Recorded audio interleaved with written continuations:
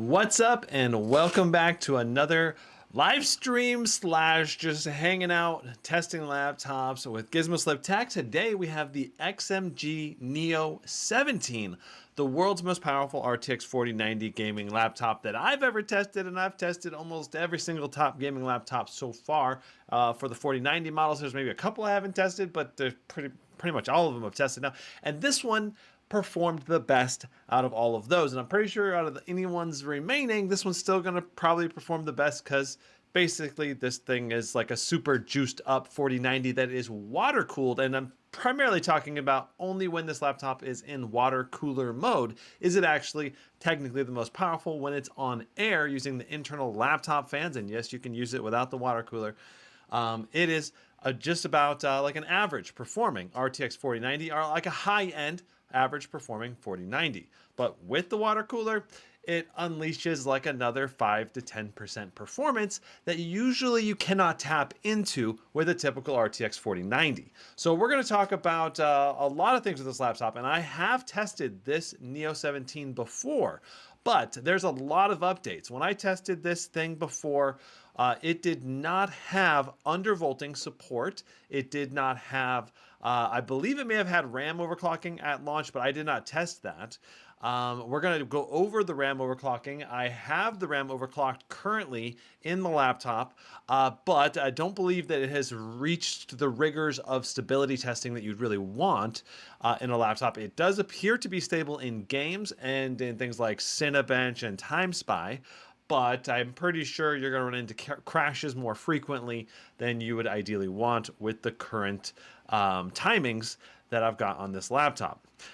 This is the XMG Neo 17. We're going to go over all the specs. Oh, you can see right here, we've got, these are the things we're going to do today. This is going to primarily be an update video talking about all the things that are new with the XMG Neo 17. We've got a new water cooler, a new version of it. We're going to go over the differences between the old version and the new version. The primary difference being that the new version is quieter, also has some nice design changes to the cooler. We're going to talk about like my thoughts on how safe a water-cooled laptop actually is, because there, anytime you have water and electronics, there are certainly things that can go wrong if you are not careful. So we're going to talk about that.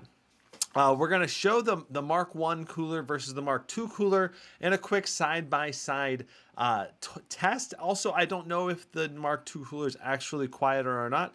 We'll try loading up both of the coolers and running them at max speed and seeing how loud they are with the fan decibel meter, noise decibel meter. Then I'm going to go over how the undervolting support works with this laptop. And then, like I said, we're going to go over the RAM overclocking.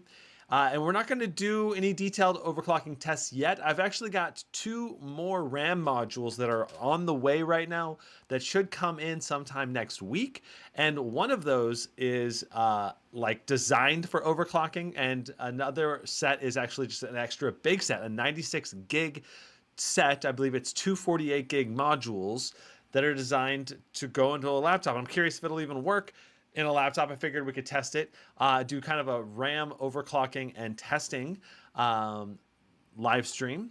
So anyway, then I'm going to talk about, is the Neo 17 the best laptop? Who should buy it, and how to configure it if you do decide to buy it. So without further ado, I want to make it clear as well that there is a American version of this. This is a European company. XMG primarily caters to Europe, and the American version of this laptop, which is slightly different, technically not identical, is the Electronics Mk17 GP2. And that one's going to have most similarities, but a different BIOS and different support behind the company making the product. But the majority of the primary components of the product are the same, and performance should be very similar, though the BIOS will be different. And that's also going to impact, for example, maybe RAM overclocking, undervolting support, stuff like that will be a bit different between the electronics and the XMG Neo 17. Okay, so checking out chat. I see a bunch of people hopping into chat already. Are you going to do the Lenovo Legion 9i? I would love to do that. We'll have to see. What's up, Vladimir? Thanks for stopping by. Is a Slim 5 good with a 4060, 16 gigs of memory, Ryzen 5 for $1,000? I mean, that's a pretty good a laptop for $1,000. You know, you're getting a nice quality chassis for $1,000. I don't think it's necessarily the best bang for the buck, but you got to get an all-around build quality and everything put together. Big Jizzy says, Microsoft requiring undervolt protection on Windows 11 builds now. This caused Razer to update their BIOS and to take it away, take away the switch for undervolt protection on and off on the Blade 16 and 18, removing the undervolt ability currently. Interesting. Microsoft requiring undervolt protection on Windows 11 builds. I wonder, what does that technically mean? Interesting. Razer says that XTU will be how to undervolt now. Okay, Big Jesse, that's interesting. Thanks for the update on that. That's certainly interesting. Let's talk about the laptop. Let's go over a quick overview of the XMG Neo 17 before we continue. So this is my laptop spreadsheets, laptop ranked list. Basically a giant spreadsheet with all of the different laptops that are currently out. I've got the best premium laptops here. I've got the most portable laptops here. I've got every single laptop pretty much that you can buy, at least in the United States market, on this list somewhere, at least relevant, likely that you'd be considering. This has benchmark data. There's also a link if you're in the market for a used gaming laptop. You want a better deal on it. You can click on this button and click on this button. And this is going to take you to my list of laptops, used laptops for sale. I just updated the pricing on this today to reduce the price on a number of these laptops. So if you took a look at this before and you're interested, please take another look. Very competitive pricing, cheap. I marked this lower than the cheapest price I've seen on every single laptop on here. So great deals if you're after a great deal, and you can contact Ahmed here, and this is the phone number and email if you're interested. We are selling these internationally, but the international, if you're going to buy this internationally, you have to pay for international shipping, which can be a decent chunk of money. $50 for United States shipping, and we'll cover any extra costs because it'll probably cost more than $50 to ship the laptop with insurance and everything here in America. Anyway, so moving on. XMG Neo 17. This guy has an i9-13900HX processor. This means that we're getting 24 cores, 32 threads.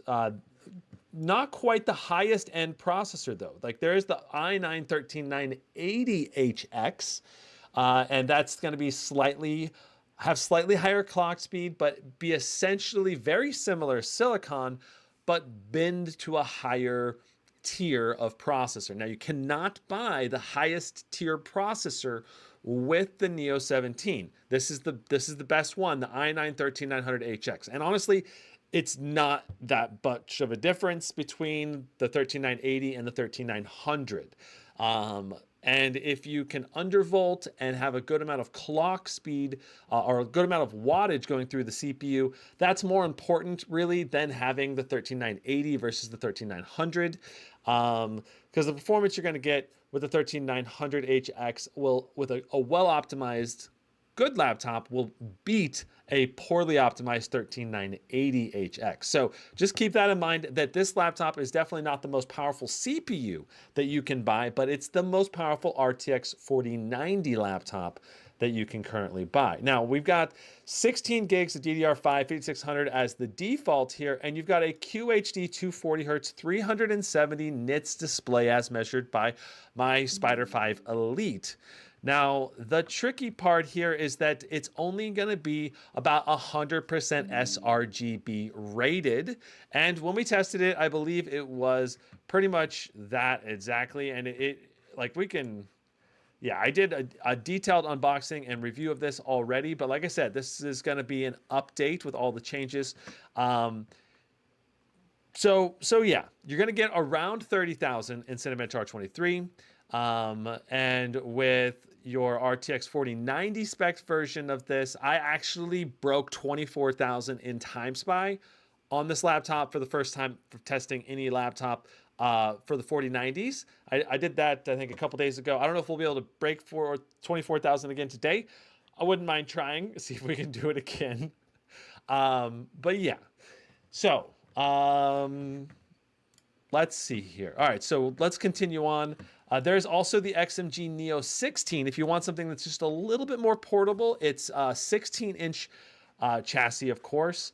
And the thing about both the Neo 17 and 16, it does have Windows Hello at the top. There is a mechanical keyboard option as well, which is awesome.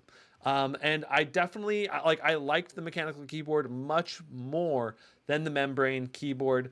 So here's the laptop right here. And this membrane keyboard is just, it doesn't have a great typing feel. I don't like the way there's a backspace here between the shift key and the Z key. That's messing me up a lot. But most importantly, the actual key feel here is just like the same as, like, say, a $800 or $1,000 budgety keyboard.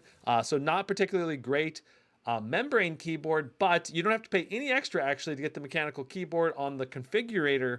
When I was configuring this today, it's the same price going for the mechanical as the membrane, but some people obviously may prefer the membrane over the mechanical because of the loud clickiness of the mechanical keyboard.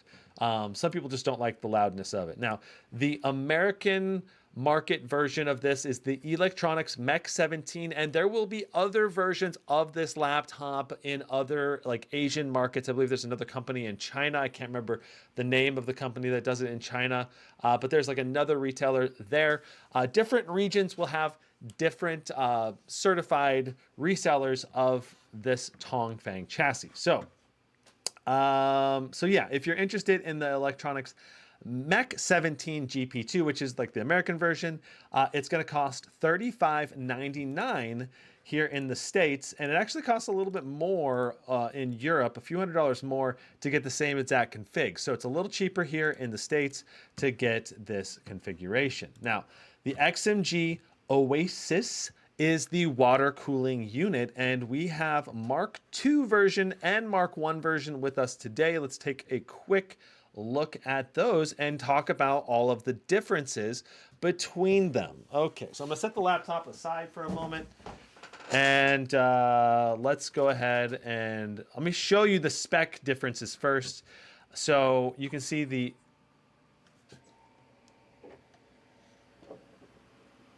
okay, it just turned on for a second, but nothing's coming out of the end. Okay. Interesting. Okay. I don't know why it turned on. I put the laptop to sleep. Okay. All right. So, because I'm like worried that's going to shoot water out of the hose if it activates at the wrong time. Okay. So you can see, well, oh, maybe it's like it's sleep thing because it just went to sleep. Okay. Anyway. All right. Sorry. All right. So XMG Oasis Mark I. Both the Mark II and Mark I are compatible with all of the different versions of the Oasis ready laptops, which are like the water-cooled laptops. There is a version from last year that came out. It was the first time it came out, and maybe it was 2 years ago actually. And this is the updated version. This one has the improved nozzle that is magnetically attached rather than being like inserted and then, like, you know, like this magnetic attach is much better, a much better improvement, I think, from the previous version. So this is kind of like the second generation, but it's like the two versions of the second gen water cooler. The key difference between Mark I and Mark II is that the new Mark II has an even quieter pump. And then there's new RGB LED fans, RGB LEDs on the fan, which you'll see here in a moment. Both are quite a bit quieter than a laptop that's on maximum fans, but because a pump is mechanical in nature, it does make more of a mechanical whirring sound rather than like a whooshing fan sound. So it's a different type of noise. And if you buy this, you definitely got to be aware that you still have some noise.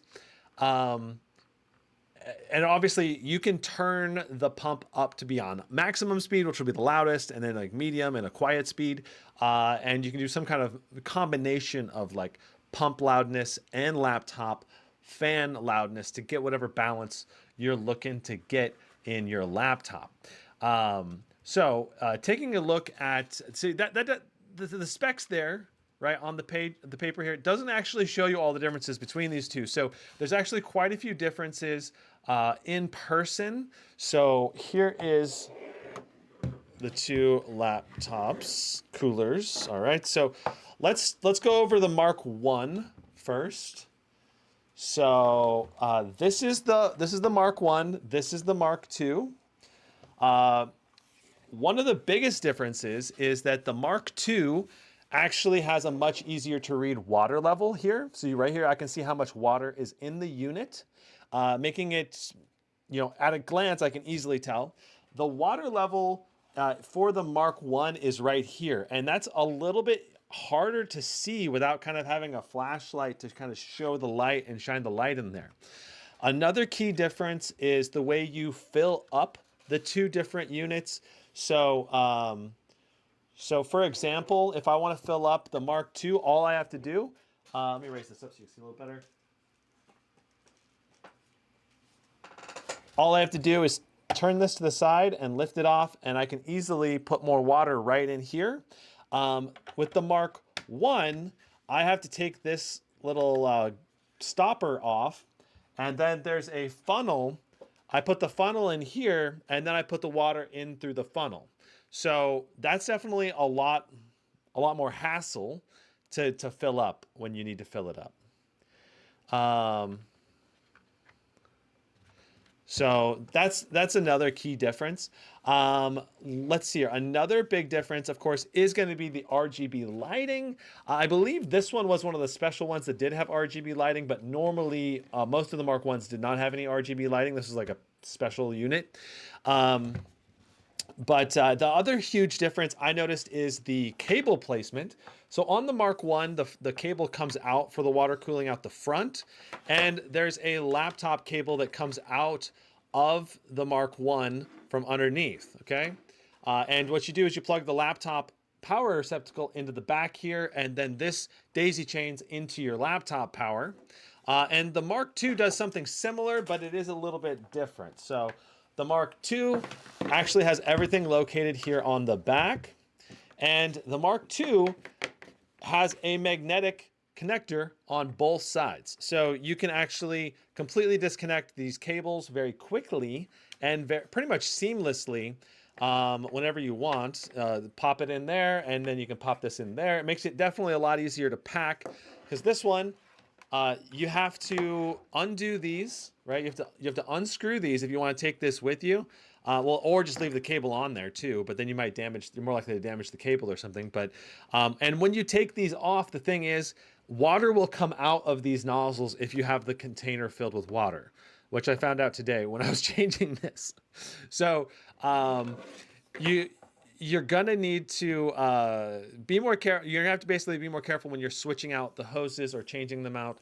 That said, if you plan on never really moving it, maybe the Mark I design actually might be a little better in this case, because you will never accidentally pull it off or anything with the Mark I. But overall, some nice changes. Now, if you're gonna plug in the laptop, which you obviously will need to do with the Mark II, you actually have a separate plug that can completely be disconnected from the Mark II water cooler. And so you plug in your laptop into the back, your power adapter into the back, and then this daisy chains over to your laptop like that. You just plug the laptop in with this cable. So very similar all around with the setup and sizing. The Mark II is supposed to be just a little bit lighter. And of course, the big question is, how much quieter is the Mark II, in my opinion? And I don't know if, it's hard for me to know if the Mark II is going to be quieter, because my initial ear impressions was it seemed to be about the same loudness level to me, but maybe not. I don't know. Overall, there's there's not too many differences between the Mark 1 and the Mark 2 in terms of like performance. It's supposed to be rated for the same amount of cooling. And so there should be no differences there. And both the Mark 1 and Mark 2 will boost your GPU performance on the laptop when you activate them and plug them in. Okay.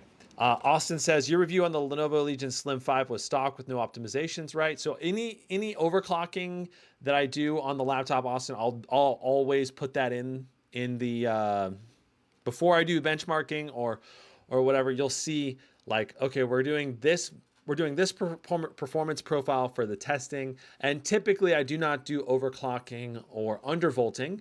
I will usually just use the highest default performance profile, and if there's a small overclock, which oftentimes there is, there'll be like a small overclock because it's in the turbo mode or whatever, then you'll be able to see how I do my testing that way. But basically, usually it's the highest performance mode with whatever overclock is applied with the highest performance mode.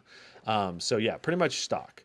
And usually I do not undervolt unless it's an optimization video where I'm showing you how to undervolt and then showing you the improvement and the results. Okay. Domaras says, oh, great timing. I was just checking if I should upgrade to the Mark II. Well, I don't know. If you've already got a Mark I, I don't know that it'll be worth upgrading to the Mark II. We'll have to see. Tadiki Talk says, hi ho, first time watching your live. Love your videos. Thanks for stopping by. Hope you enjoy the live stream. Hope your Razer can have a water cooler in the future. Well, you know, it's interesting. The Legion 9i, apparently I saw something on their, they've got like water cooling in the laptop. And it looks like they were originally designing the laptop to have a water cooler input and output out of the laptop.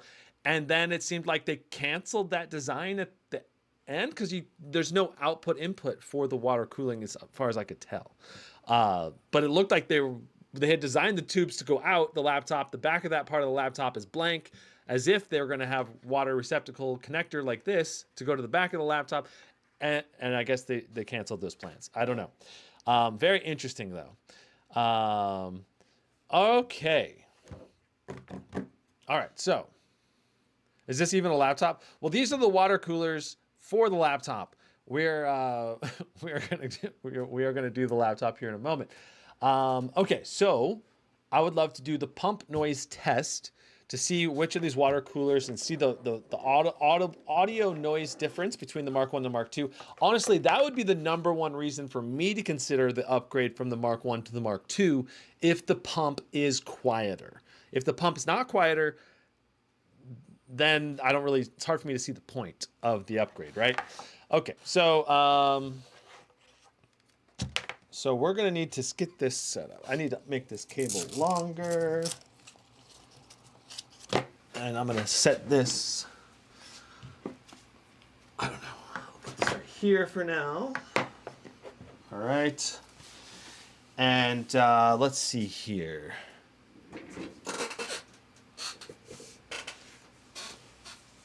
All right.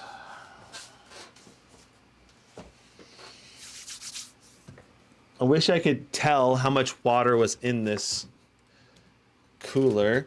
Like, I can easily tell that I have water in this one, but I'm not sure how much water is left in the Mark 1.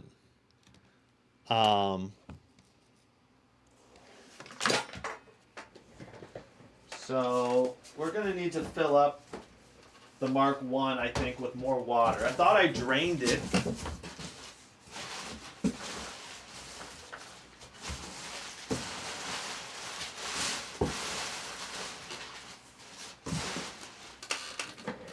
All right.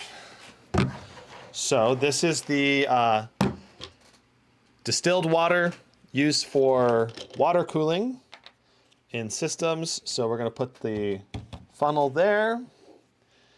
And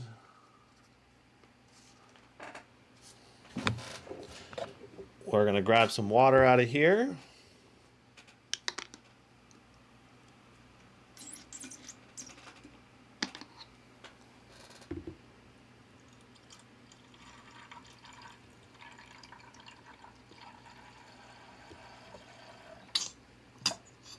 Okay, let me see here.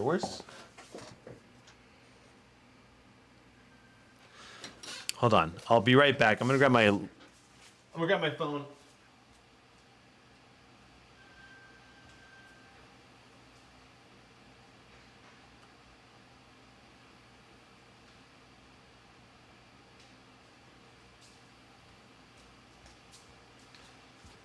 I needed my flashlight here so I can hopefully see the water level.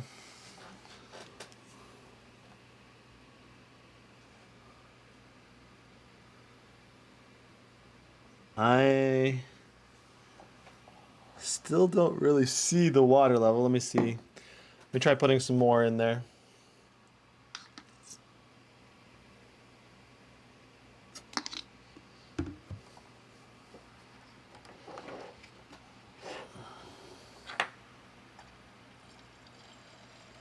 Okay, yeah, I see the water level now. It's right here. So we're most of the way there. We're above the minimum amount of water now.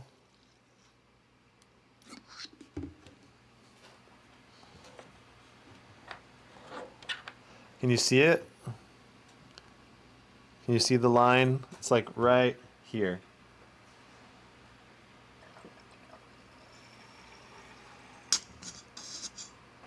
Okay, so now it's right here.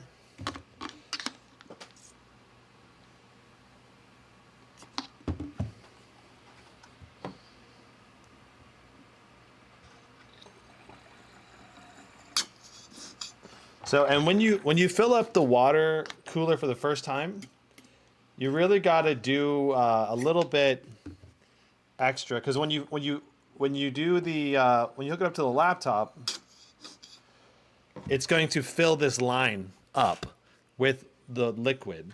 So you got to expect that the water is going to go down the first time at least. Okay, so we are now filled up for our Mark 1 and Mark 2 water cooler. Let's do audio testing for the Mark 1. So we're going to take our power adapter here. And we're going to plug it into the Mark 1. I'm going to go ahead and move this Mark 2 out of the way.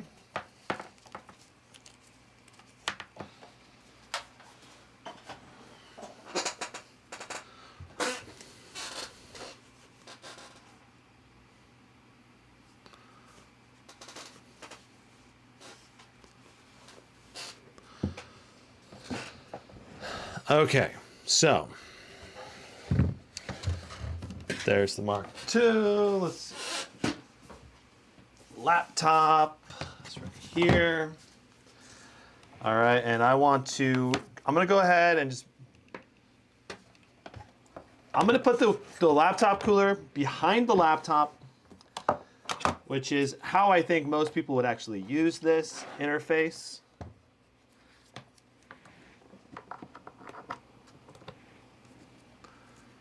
All right, and I'm going to go ahead and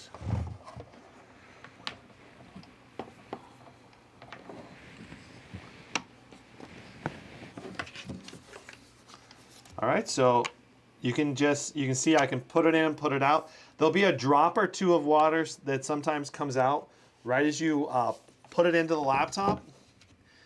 And if you want, you can use like a little paper towel or something to wipe up any little drops that come out.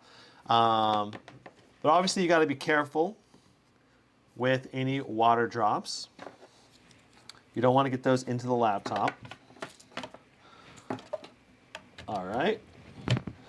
So we are plugged in. We are powered on. All right, and the laptop does have Windows Hello, so it should find me here. Okay, yeah, it logged me in. Didn't do it very quickly.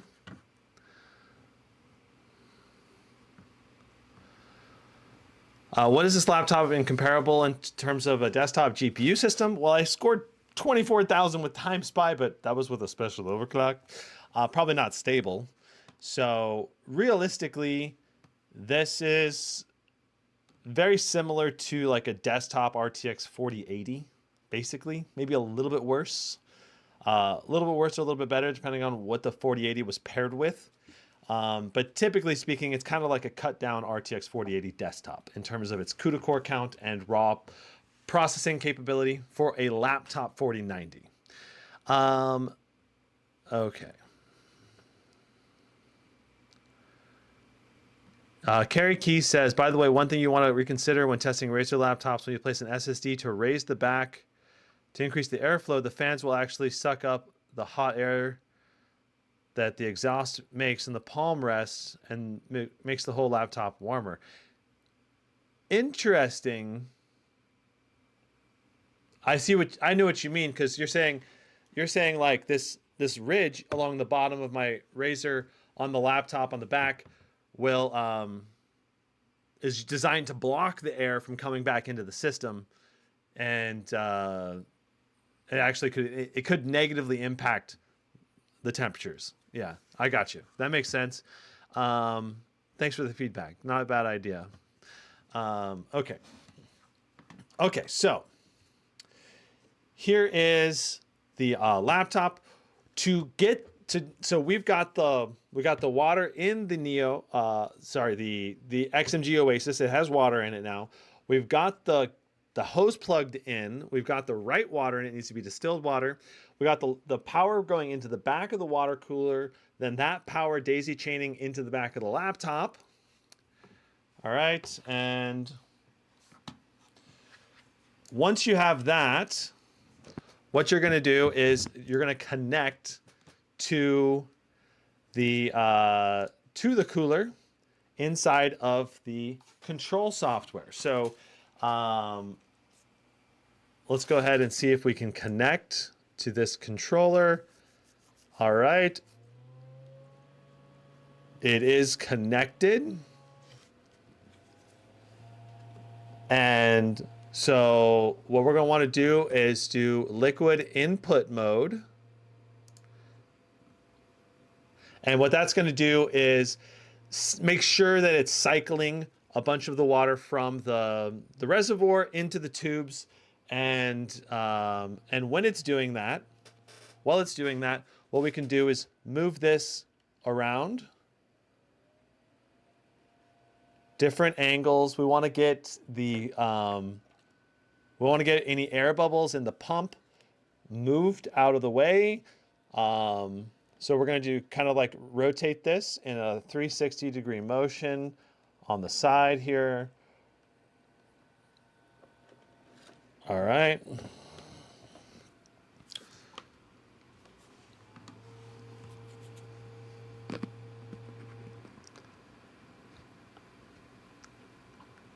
Dallas says, can I game with this? Of course you can game with this laptop. This laptop is very good. Does it need a repaste? My memory junction temps are 95 degrees Celsius on Lenovo laptop. I believe you're talking about your GPU memory, like the hotspot junction. That one is generally going to, that temperature is generally going to be warmer than your typical laptop GPU temps. And I believe 95 degrees Celsius is safe for those memories. I need to do, I'm tempted to like put the hotspot temps in my testing. I just don't usually do it because it's not included in Afterburner as a default.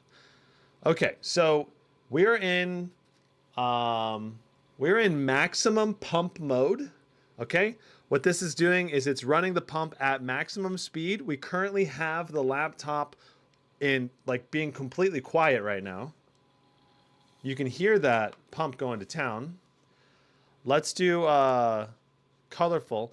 It does say there's a firmware update available for this XMG Oasis, but we're not going to do any detailed testing. We're just doing fan noise testing. So we're going to leave the existing firmware update that's currently active right now. Let me just also make sure that this is not going to go to sleep. Okay, good. All right, so right now we have the Oasis running in maximum mode.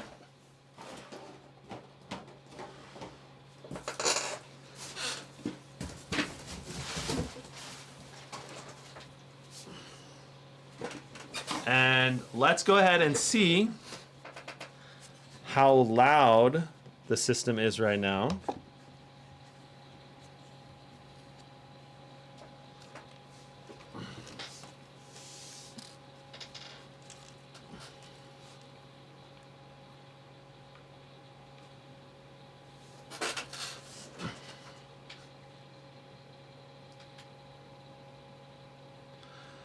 Okay, so let's go ahead and see.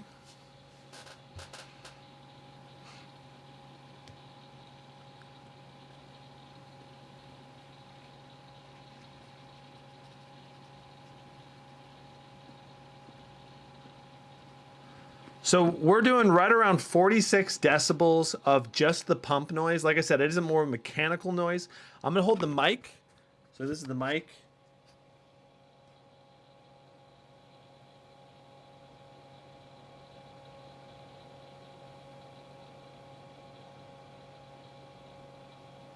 Maybe it is about 47 decibels. You can hear the...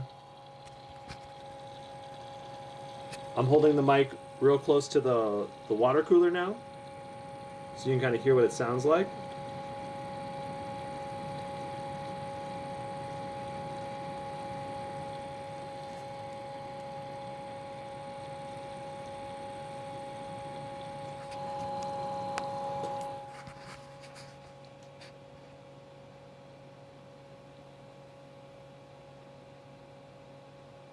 So I'm going to say 47.2 decibels is what, like Shabishito says, that's loud. Yeah, well, when I hold the mic right next to it, it's going to be very loud, obviously, because it's very locally sensitive. Depending on how far away or close you are, it gets much louder. So,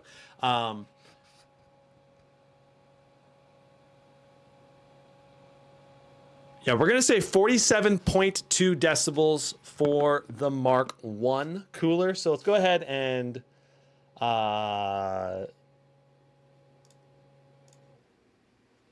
mean, right now it's in quiet operation. Like, that's the thing. Like, that was on max, right? Like, just because it's on max doesn't actually mean that you're running at maximum temps or maximum. Like, you don't have to run it at max. Like, you can get good water cooling at a lot quieter noise levels. This is just theoretical. If you want to go for maximum performance, what is it going to be like? So, so that's the maximum, 47.2 decibels for the pump noise. Let's go ahead and I want to disconnect this. So to disconnect the water cooler, you want to make sure you disconnect it.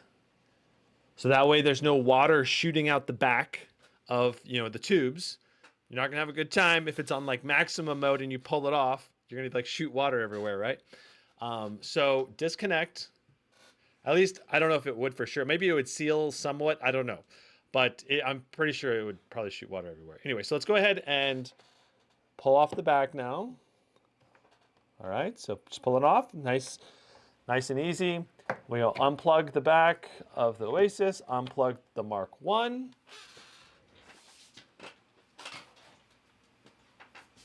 Here's the Mark 2 now. And we're gonna plug the Mark 2 cable into the back of the laptop. Very nice. And then we plug the power adapter into the back of the Mark 2. Well, actually before that, let's just...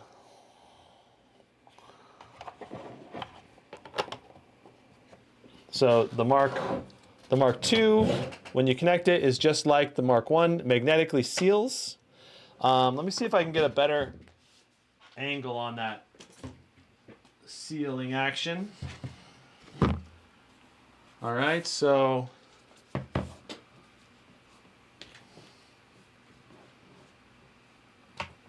there it is. You can see there's a little bit of drop or two right around there, but it goes in there and it stays in there pretty good. And you can move the laptop around.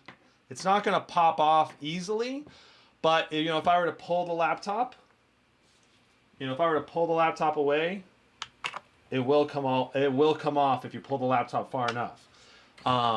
So it's very important that if you have the water cooler plugged into the laptop, you do not want to move the laptop around too much, only maybe a few inches here and there, because you may end up unplugging the water cooling port in the back, which you obviously don't want to do, because that will, like I said, that could shoot water everywhere if it's under load. Okay, so we are plugged in. We are plugged in now. I've plugged in the, we've plugged in the Mark II. The power button here on the front, you can see right there, it is now turned on. We get a blue RGB light, and this is flashing, indicating that it's ready to pair. So we go ahead and go into the laptop here. Couldn't recognize me. I don't know. I changed the lighting a lot.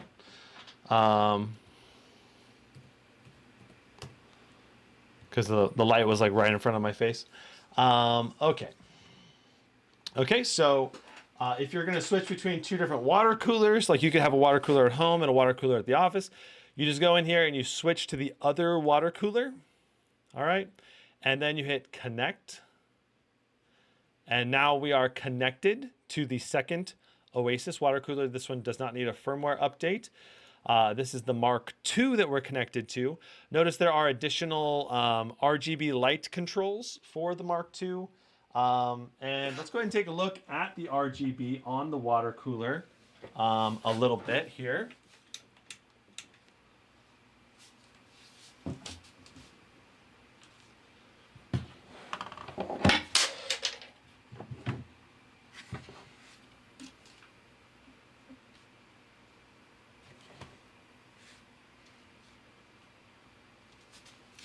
I think it looks pretty dang cool. Got the rainbow RGB light going on, the blue front status light. We also have RGB in the tank indicator. So that's kind of the way the Mark II looks. I think it does have a bit of a better look to it, especially if you're comparing one that doesn't have any RGB. Though my Mark I did have RGB, so not necessarily the best comparison, but okay. So we are hooked up, we are connected. Notice that, so like the RGB on the actual water cooler indicates to you what's going on. Like right now, it is connected.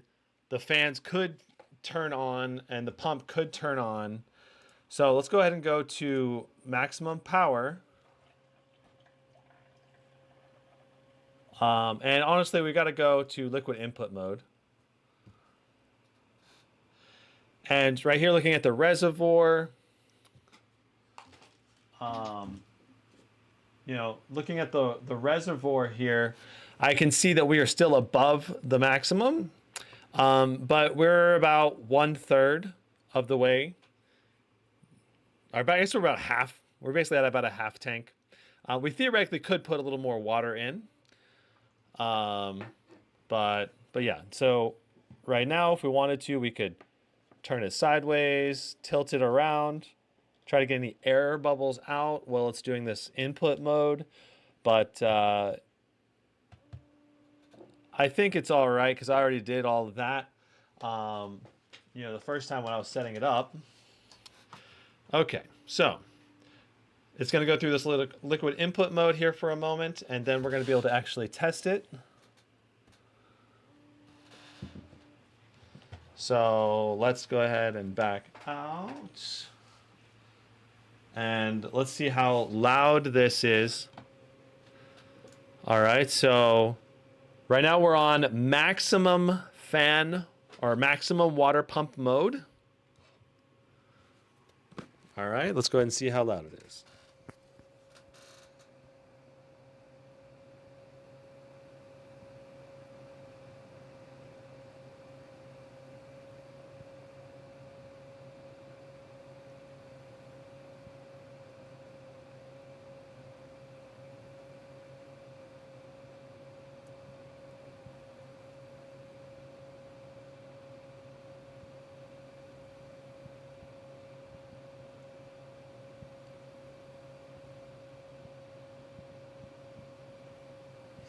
Interesting. So it's giving me very similar levels of noise, at least on maximum. It's not much different.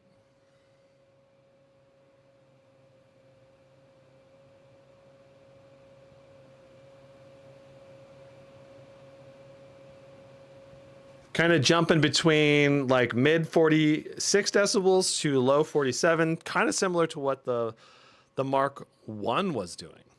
So XMG claims to have made the pump quieter, or this has a quieter pump in it, but I don't see it personally. I at least don't see it on maximum mode. Maybe it's quieter when it's on like medium mode, right? So in theory, we could test it under load. We could do a time spy run, let it go to an automatic. Well, let's set it to high powered mode. So right now in the control center here, we are set to high power, which means it's going to automatically move the pump up and down depending on how much performance you're asking the laptop to put out.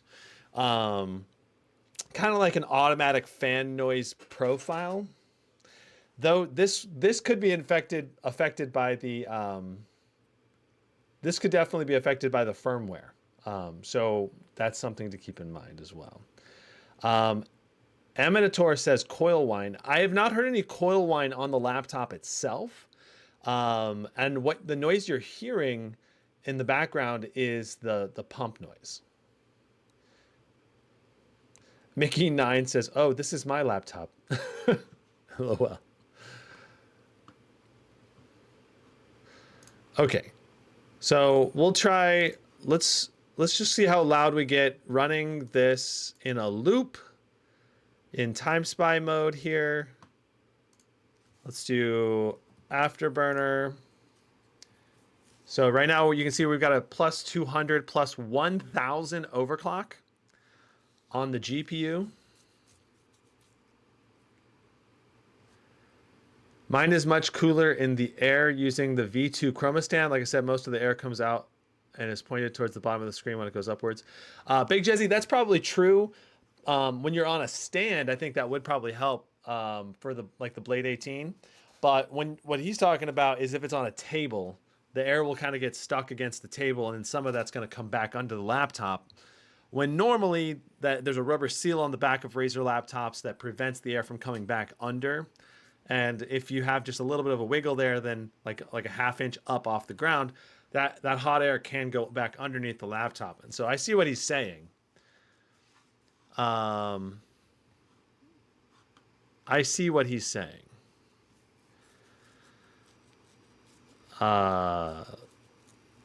Okay. Mickey Mine says 24,000 in GPU and time spy and 20,000 in CPU. Yeah, it's going to be something similar to that. So interesting.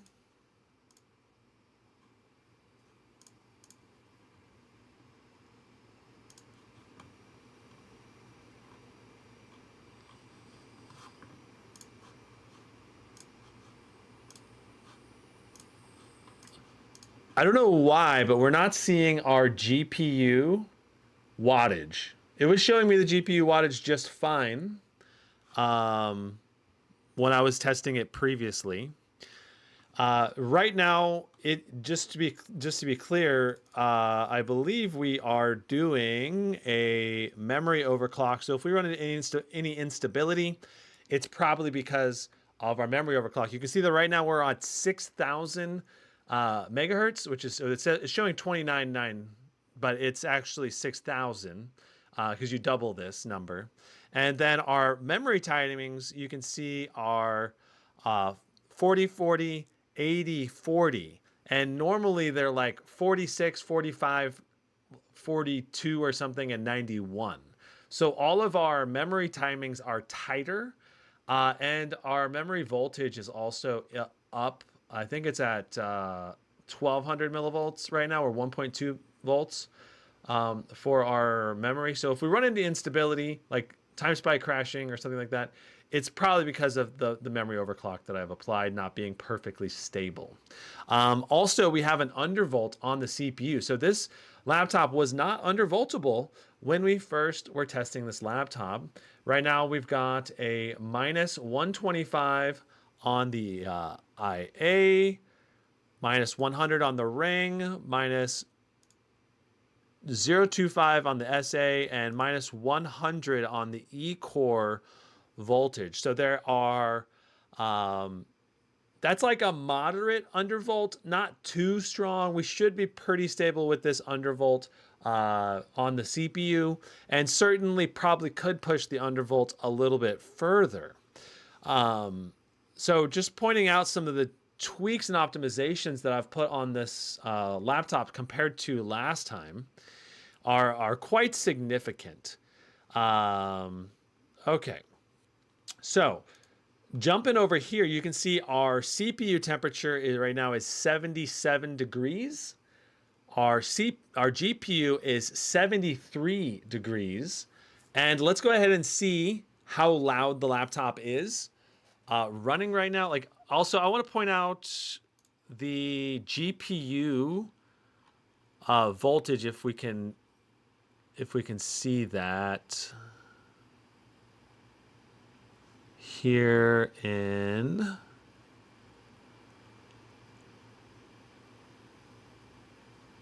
I just updated the NVIDIA driver. I think that's the reason why the voltage is not showing. Maybe I need to do a reset of Afterburner. Let me try closing and reopening Afterburner. And HW info as well. There we go. So now we're getting our GPU wattage here. And we've got the overclock being applied, though. Okay, yeah, I don't know. Yeah, I'm pretty sure this. So essentially, the reason why this GPU is more powerful is that it is using more wattage than what you typically see. Normally, the RTX 4090 usually can't boost this high. Not consistently this high, at least. For our overclock, like we're doing, like I could probably put this up to 240, 250 and have no stability issues, I believe. Let's see. So I put the overclock right now just to 240. Look at that, 2300 on our GPU boost clock right there. That's very high GPU boost clock. Interesting, our wattage on the GPU itself is only showing 170, and yet our actual boost clock numbers are higher than what a typical laptop does at 175 watts for a 4090. Miguel says, are we going to do any CPU overclock and testing and sustained performance? Yes, I want to do Cinebench R23 as well. So the key thing I'm showing you here is our sustained temps and performance with a strong overclock on the GPU, and our temps that we can maintain with a fairly quiet experience as well. So let me go ahead and back out the camera here. Let's see how loud we are right now for our decibels. Considering we're running a super overclocked RTX 4090, how loud are we?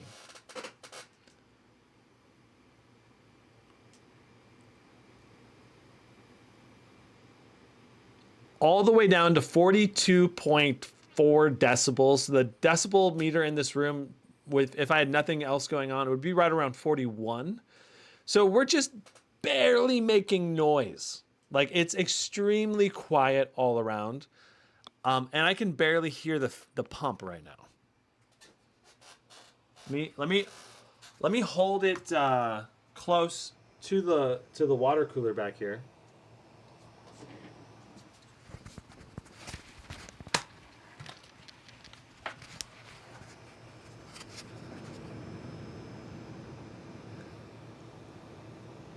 Like, the water cooler and the laptop fans both are very quiet right now.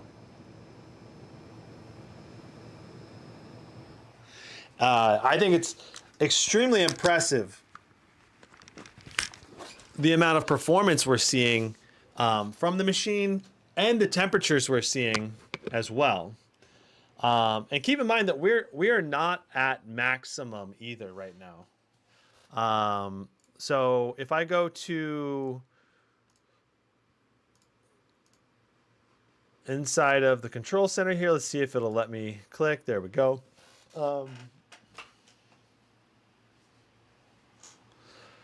So if I go to maximum, now our water cooler is hitting max speed. All right. And now we can actually hear it, right? And if I were to go ahead and also set the fans to be max speed,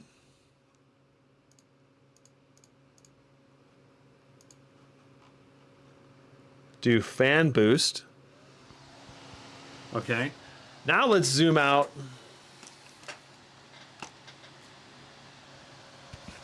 And see how loud everything is, all right?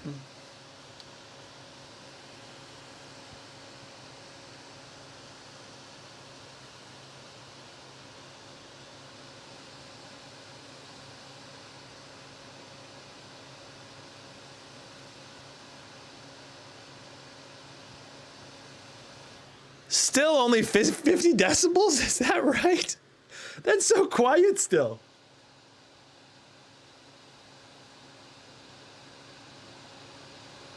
Very soft whooshing of the fans on this machine. It's kind of hard for me to believe that they're in max fan mode right now. Jeff Diapollo with the $5 Canadian super chat. Thank you so much.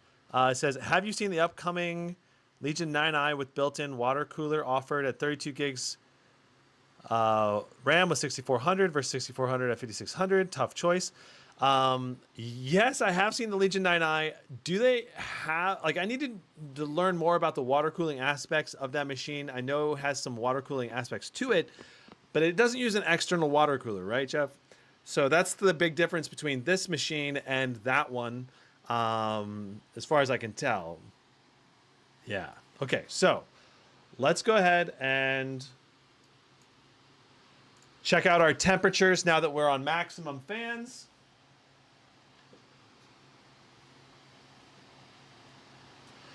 So we are doing 71 degrees on the CPU. That is excellent. 69 degrees on the GPU with a hefty overclock. 2300, I saw 2350 temporarily on the GPU boost clock right here. That is a very high boost clock for a GPU, for an RTX 4090 GPU. The RTX 4090 in this benchmark will typically run between 1900 and 2100 on typical core clocks, and our core clocks are so much higher than a typical RTX 4090, and that's why we get such good performance out of the 4090 on this XMG Neo 17. So yeah, it's absolutely cranking right now. Okay. Sweet. So let's go back here to just recheck in here. So we've done shown the Mark 1 versus Mark 2. We've done the pump noise test. Undervolting CPU support is in the BIOS, and overclocking the RAM is in the BIOS. How to overclock the RAM, we're going to go over this section right now, which is all going to involve going into the BIOS, right? So let's go ahead and take a look at the BIOS. And take a look at the changes to the BIOS and what's going on there. All right, so let's take the Oasis and we'll just set it down to high power, and we'll turn off fan boost so we can be quieter. You know, it's going to still be water cooled, but now it's going to be quiet and water cooled. So there is, if you want to undervolt the Neo 17, there are actually three different ways you can do it. All of them equally legitimate. You could use Intel XTU to undervolt in windows. If you want to just use the standard Intel tool, that'll let you undervolt. Throttle stop is another alternative to undervolting with the XMG Neo 17, or you can use the BIOS. And I believe the BIOS is how we have it undervolted currently. So we'll hop into the BIOS and show you that, as well as the RAM overclocking section. So there are some basic things I want to talk about for the RAM overclocking before we move on. First of all, there's a lot of different things that can determine if you can overclock your RAM and how fast that RAM can actually go if you get different modules of RAM, and that includes theoretically the same rated kits. So I've actually went ahead and selected a bunch of different RAM modules we can talk about here. So, all right. So this is one of the kits I've ordered. It's a 96 gig kit. I don't know if this is actually going to be supported by any laptops, but it's a CL46 kit, which is your pretty typical timing speed. But it's a highly dense kit, and it only takes up 2 RAM module slots. And I don't know if this is even theoretically supported on the Intel platform, doing 2 48 gig slots. But I'm going to test it, and we'll find out if it actually works or not. There's going to be an upcoming RAM overclocking video with it. I'm going to do in more detail. So another RAM kit that you can order is the Kingston Fury, and this comes with a 64 gig, 232 gig sticks, and there are links in the description down below if you want to pick up any of these kits. So I ordered the 32 gig, which is 2x16, and these are CL40. Both the 64 gig kit and the 32 gig kit are CL40 dual rank, and they are out of the box rated for DDR5 5600. Now, the RAM that's included inside of the laptop, I'm not sure if, I don't know if it's actually, I don't know if it's actually available on Newegg's website. I don't think so. It's just, I believe you're gonna have to just get it straight through when you order the laptop. SK Hynix is one of the major laptop memory manufacturers, and it's one of the options when you order the laptop. So you can order this with Crucial, Samsung, or SK Hynix RAM. And typically, when you go up to 64 gigs, the RAM's usually only going to be rated for slower speeds, like 5200, DDR5 5200.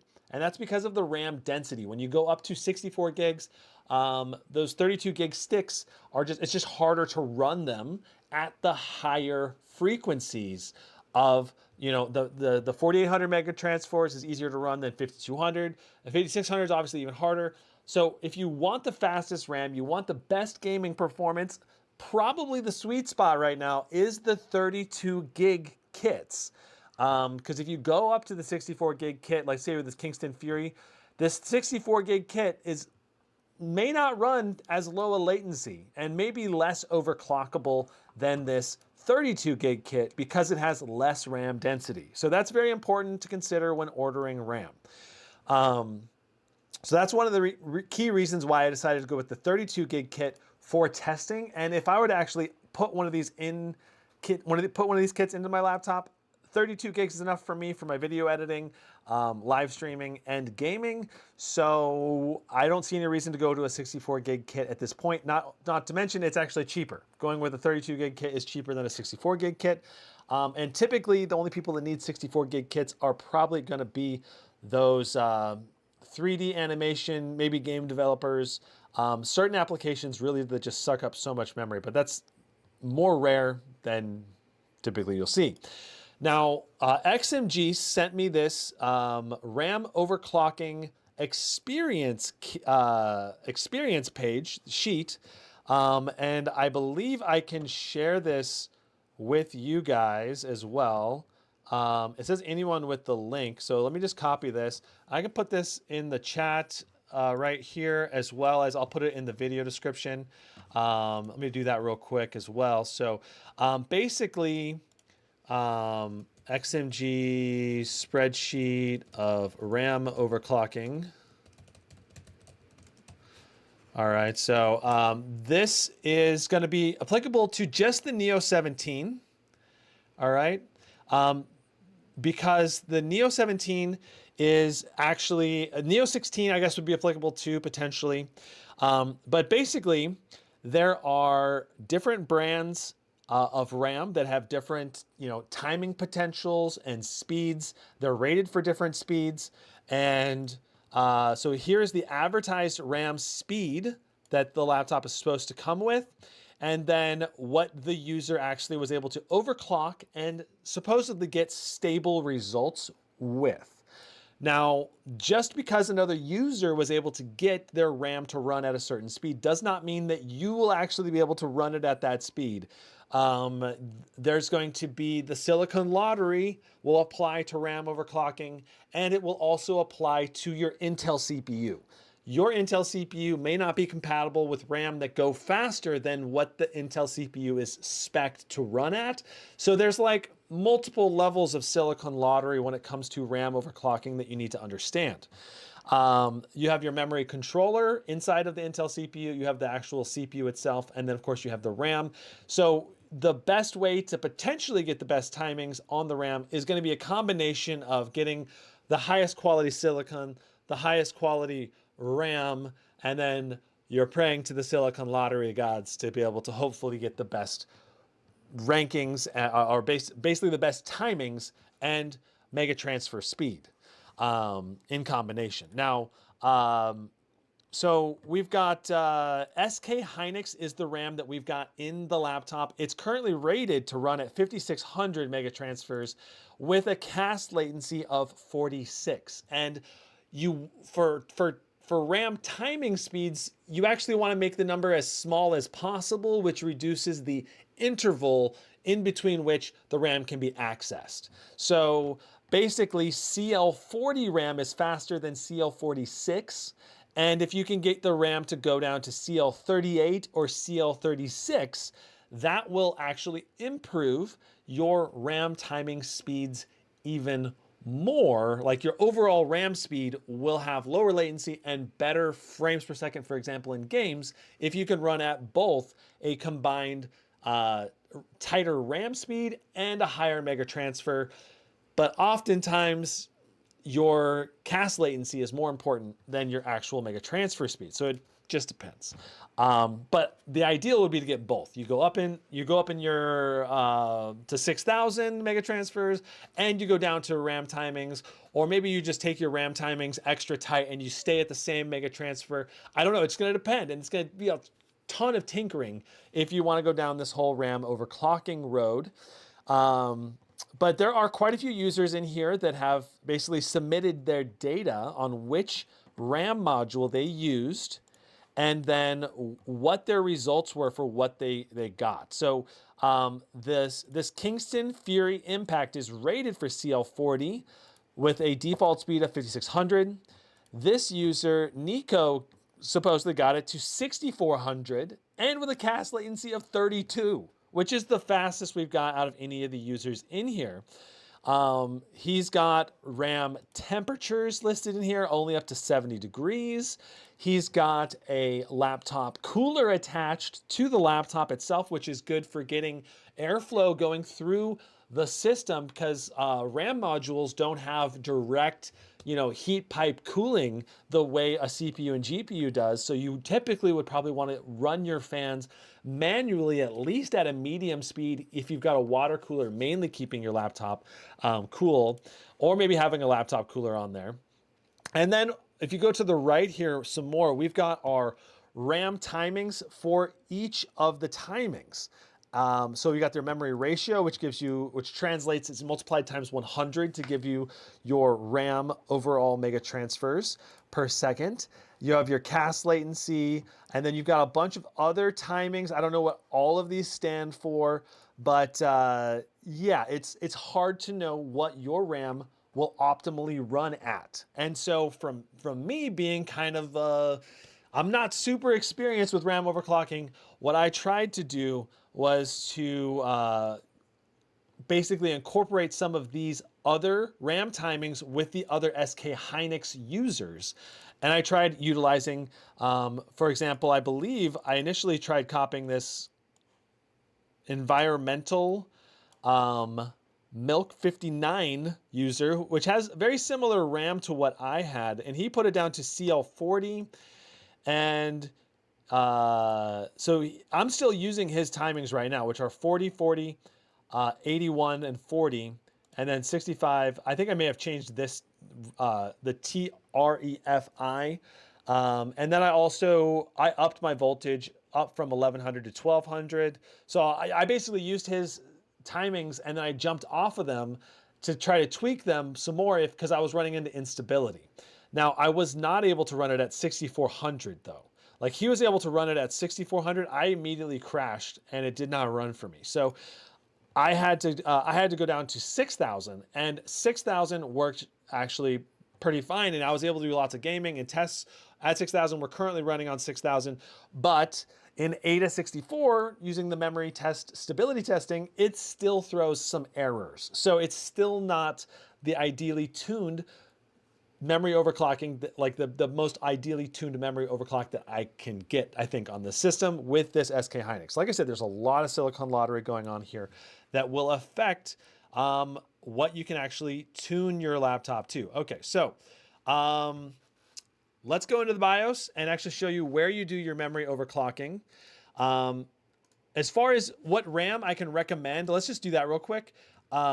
Based on the user's inputs here, it certainly seems like this Kingston Fury Impact RAM 2x16, so 32 gig kit, which is the RAM kit I ordered for $146, linked in the description down below.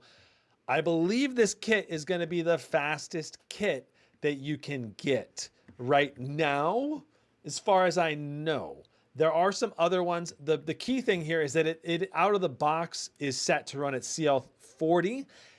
Important to note that if you try to use this RAM with another laptop, it may not run at all or boot at all. Most likely it will boot just fine, but you may not be at CL40. The motherboard may be tuned to run the RAM at different timings. And that's where XMG actually has those timings where you can set the timings and fiddle with them in the BIOS. My Razer Blade laptop, as far as I know, does not allow any sort of RAM timing tuning in the BIOS. So when I get this Kingston Fury Impact, part of the test that I want to do is the RAM compatible with my Blade 18? And if it is, what are the RAM timings that you actually get when you put them in by default? Do you get CL40 timings, or are you going to get the same CL46 that I typically have on the Blade 18? So yeah, and I'm pretty sure in my Blade 18, I have SK Hynix 5600, which is the same that we're currently using on the Neo.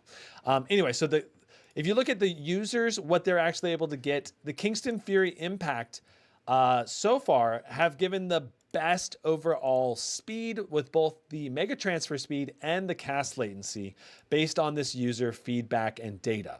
And if you did get some of this Kingston Fury Impact RAM, you could try copying some of the RAM timings that some of these users have gotten and see if you can have equally stable performance.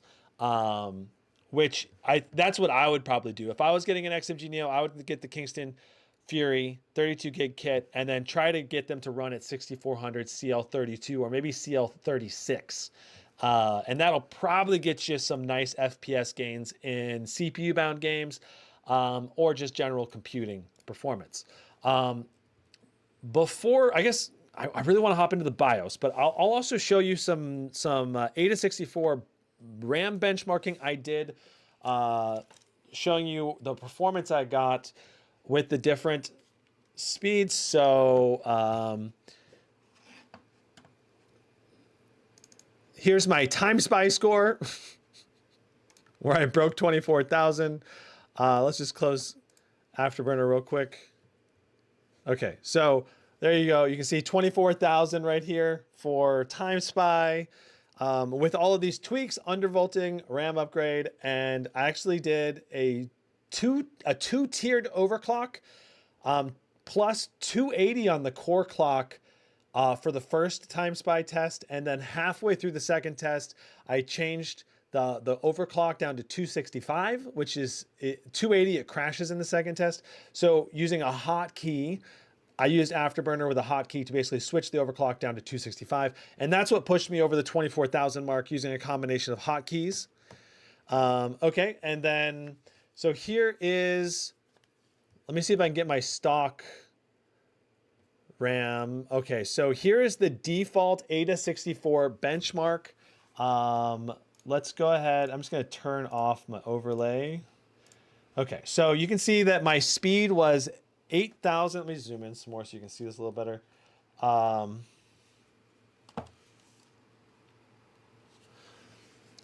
We were at 83,000 megabytes a second and a latency of 87 nanoseconds.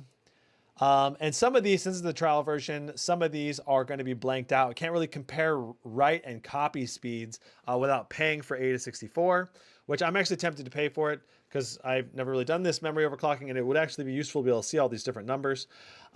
So this is the speed I got with the tighter timings and 6,000 mega transfer speed instead.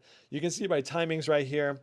DDR5 6,000, we got 4040, 4080, and we're at 93,000. So we went up about 10,000 in our read speed, and our latency also went down by about, was it 14 nanoseconds for our latency. So in theory, that should let the RAM and CPU and GPU all work together better in concert, switching out that information to give us faster FPS performance or better FPS performance, better 1% lows, at least in theory. So this is with the overclock, and I tried, let's see here, this is with slightly different TREFI, but this was actually a little bit worse. So yeah, so this is the best performance I got so far out of the RAM with a semi-stable at least setup. That, you know, taking this and maybe tuning this some more, I might be able to get a little bit better performance. Okay. All right, so let's go ahead and let's go into the BIOS now and show you how this is all done. All right. So we're gonna go ahead and shut down the machine. Oh, actually, first step is actually taken in the control center. Okay, good, we didn't shut down the machine. All right, so to be able to access RAM overclocking, you need to go to your performance profiles. All right, you need to go to a custom profile, not any of these defaults. You need to make your own custom profile. You go to the custom profile, and then inside of here, there's an unlock memory overclocking button. You've got to check this, or you won't have access to the RAM overclocking settings. All right, so you have to have this checked in order to do what we're about to do in the BIOS. And you obviously want to be on the latest BIOS and updates from XMG as well. So I have updated the BIOS and the control center before doing this. So once that's checked, you shut down.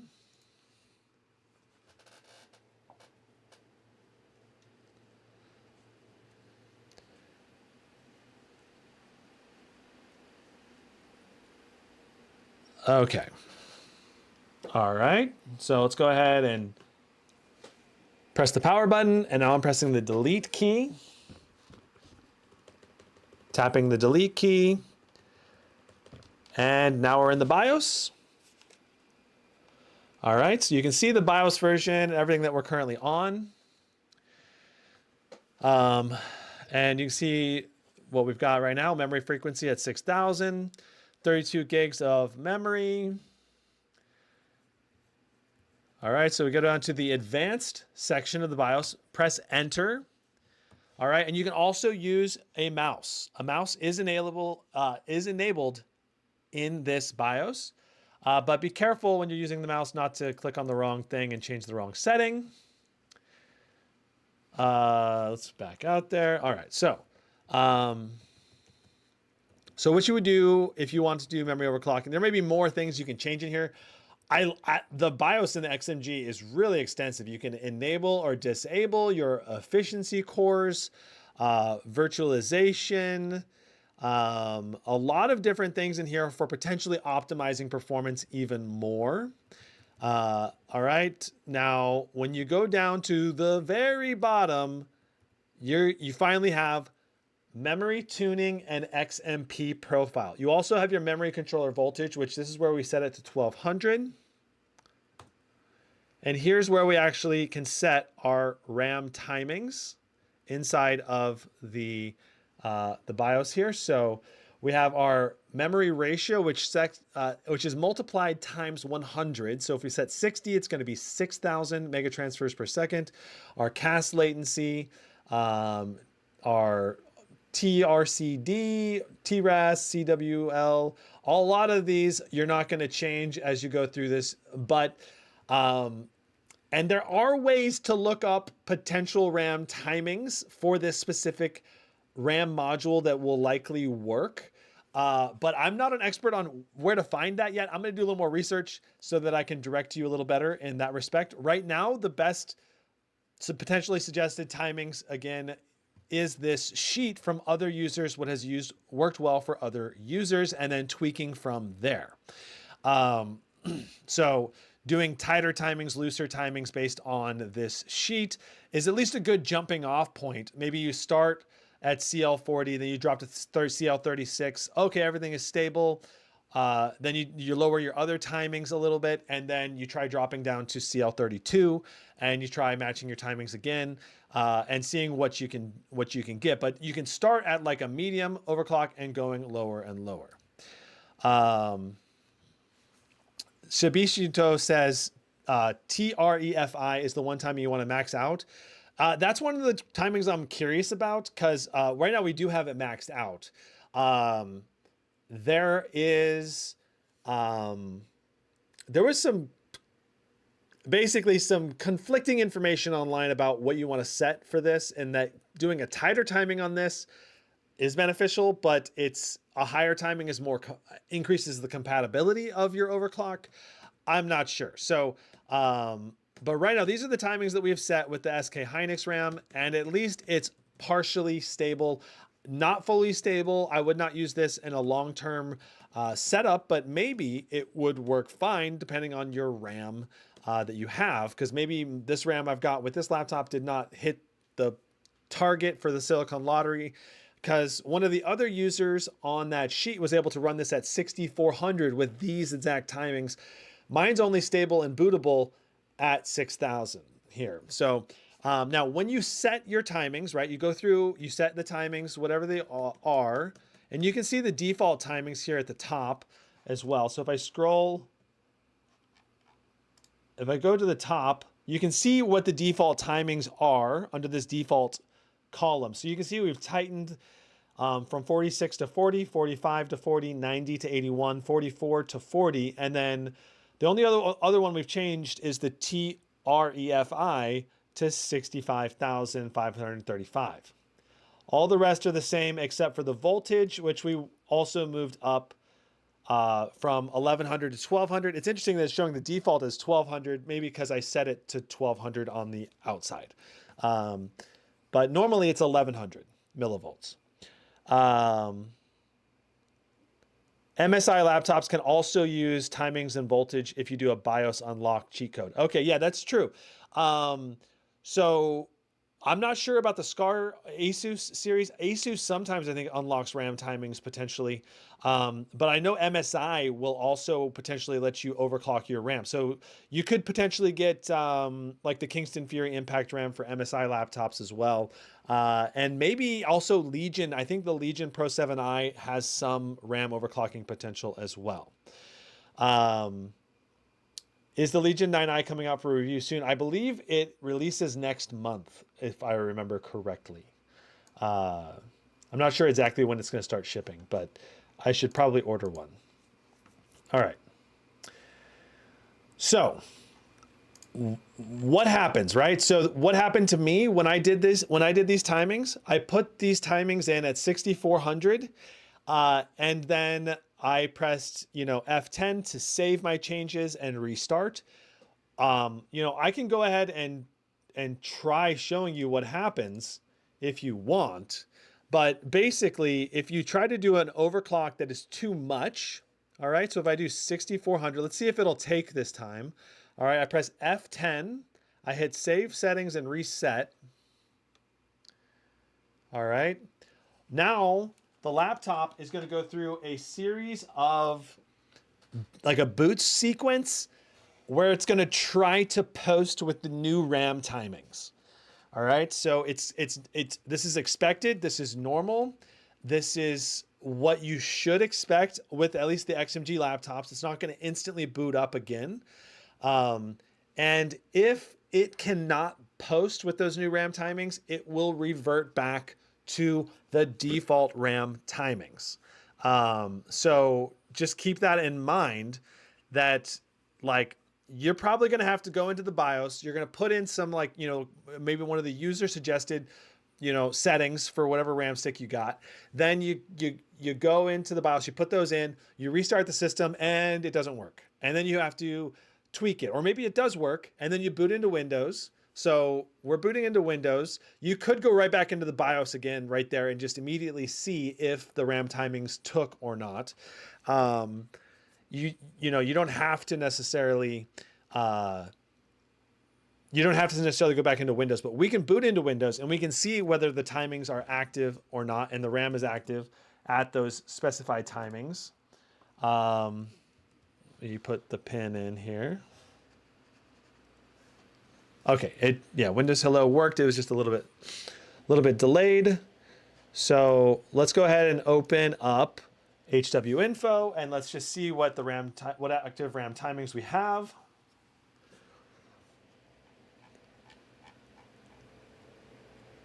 So actually, we're at 6,400 right now. Look at that. We actually did go. So last time I did these settings, it did not post. We actually posted, and we're actually at 6,400 right now. So that goes to show you that, yeah, I don't know. That's pretty interesting. Okay, so now that we've done our RAM overclock, we're back into Windows. What you're going to want to do is stability testing, and there's a lot of different applications you can use for stability testing, and you want to do a mixture of applications. You want to do, you want to probably start with Ada64. You know, you could do cache and memory benchmark if you wanted. So let's go ahead and just shut extra things down real quick. All right, so let's go ahead and start this memory benchmark. It's going to be interesting. I don't know if this is going to be the best RAM speed test that we've had so far, or if we're going to crash right now. I suppose the difference between the last time I tried running 6,400 and these timings is that I had 1,100 on the voltage. I didn't try 1,200 millivolts with the voltage that we're at right now. And look at that, we're over 100 gigabytes a second. This is that's almost a 20% increase in terms of read speed compared to what the RAM is rated for out of the box. So that's a big improvement. Very interesting. Let's see what we get for our latency.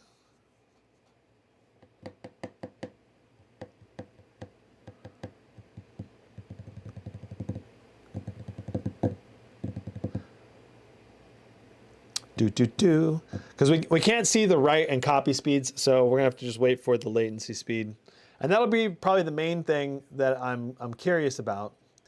You do have the L1 cache, L2 cache, L3 cache, and those speeds as well. So yeah.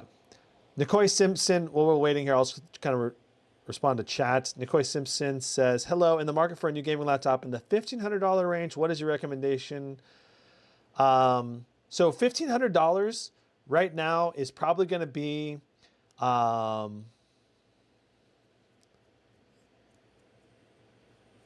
probably like an RTX 4070 with a QHD display. And you want to get the nicest QHD display you can get for around 1,500 bucks. So you're probably looking at like the Legion Pro 5, maybe the Acer Nitro 16, maybe the Strix, maybe the Strix G16 could be an option. Whoa, our latency is down to 66 now. Wow. So our latency improved, our read speed really improved. We'll have to see about our L1, L2, L3 cache. Not sure if those speeds are going to go up or down or not, but we saw big improvement to our memory read speed and latency, at least, which are very important for things like loading game files, you know, operating the game engine, interacting between the CPU, GPU, that kind of thing. So, while this is running, let me look at what is my top recommended laptop for $1,500 right now. I'm gonna hop into the sheet.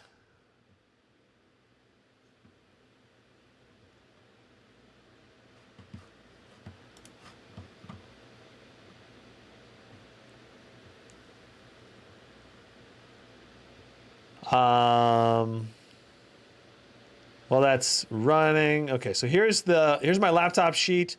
So for $1,500, you've got an excellent deal on this RTX 4070, but it's only a full HD 165 hertz. I'm not sure how high quality the display is. Also, the speed's not necessarily the best. Let's just do. We'll do $1,400 for our price, up to $1,500.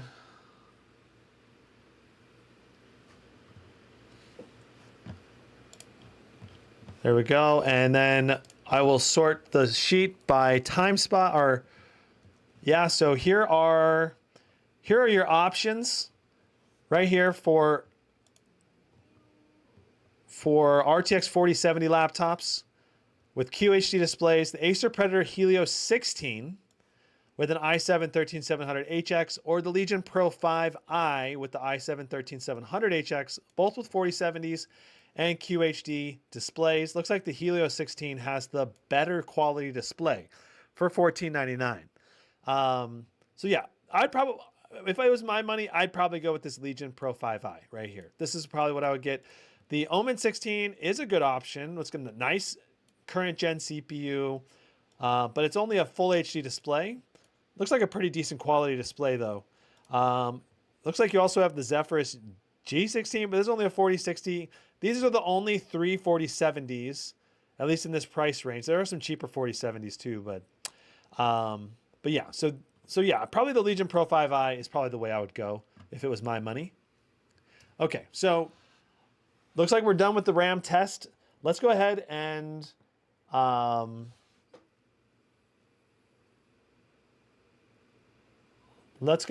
go to our previous test results so we can compare side by side. And this is what I do recommend doing this.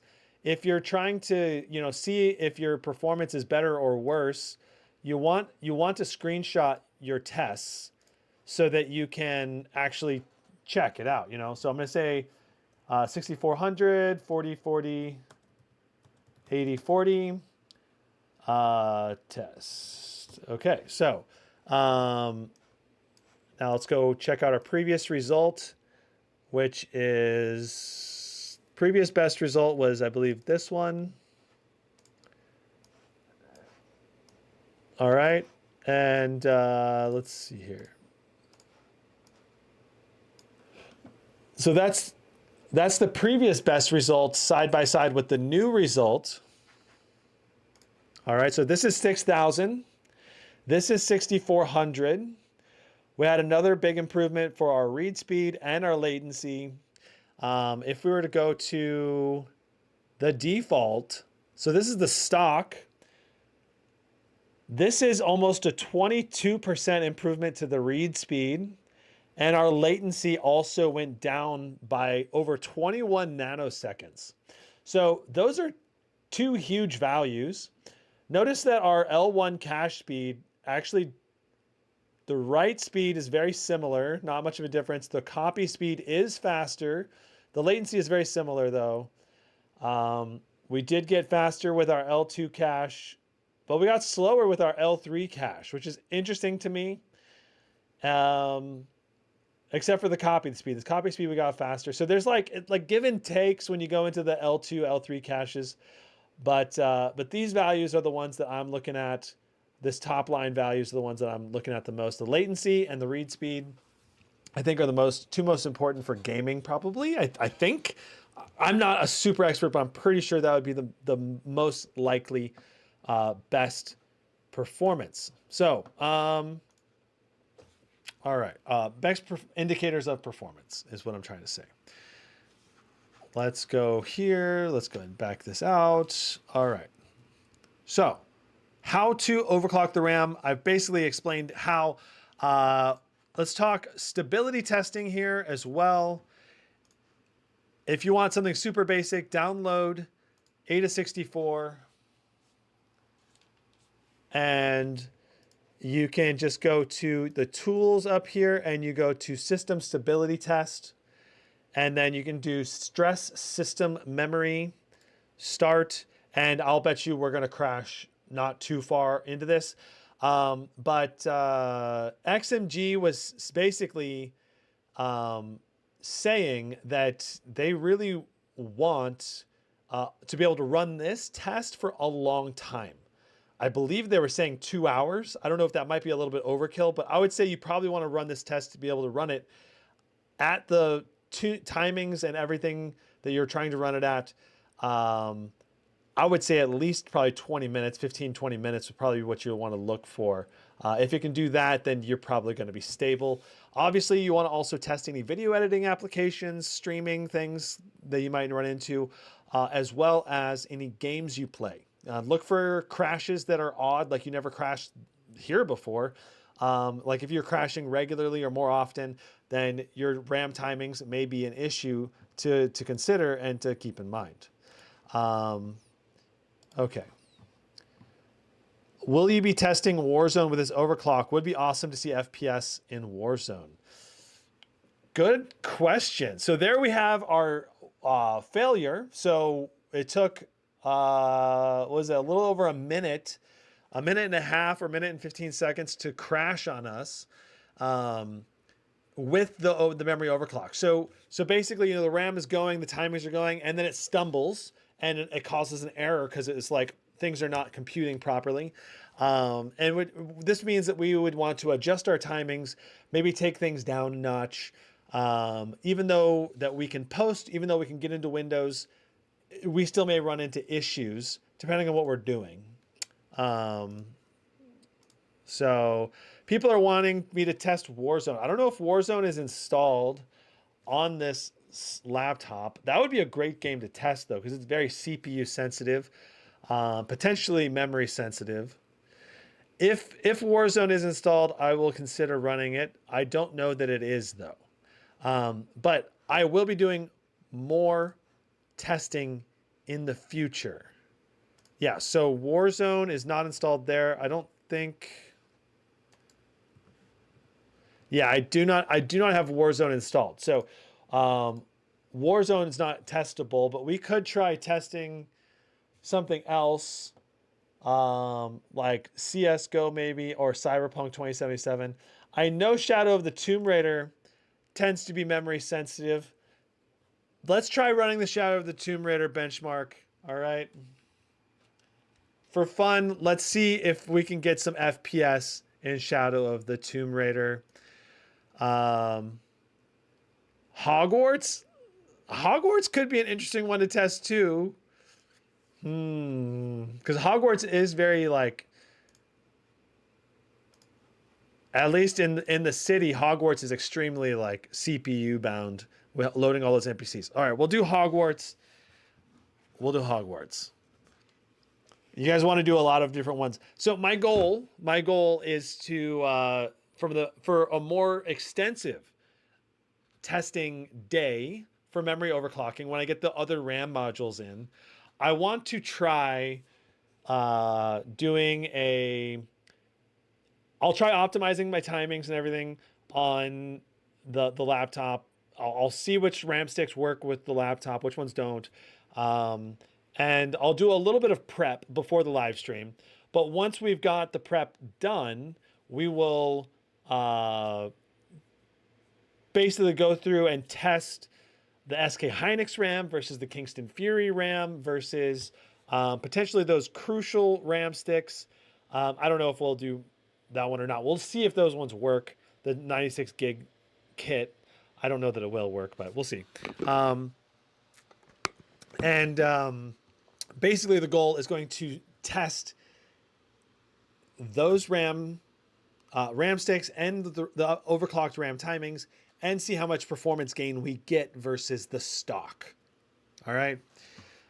Speaking of stock, we should check before we continue on. We should go ahead and see what we got in the original test for the XMG Neo 17, because we need to have a baseline.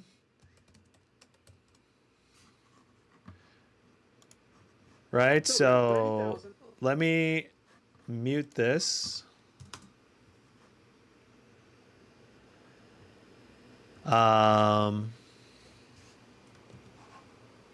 right, we also need to make sure that we are in...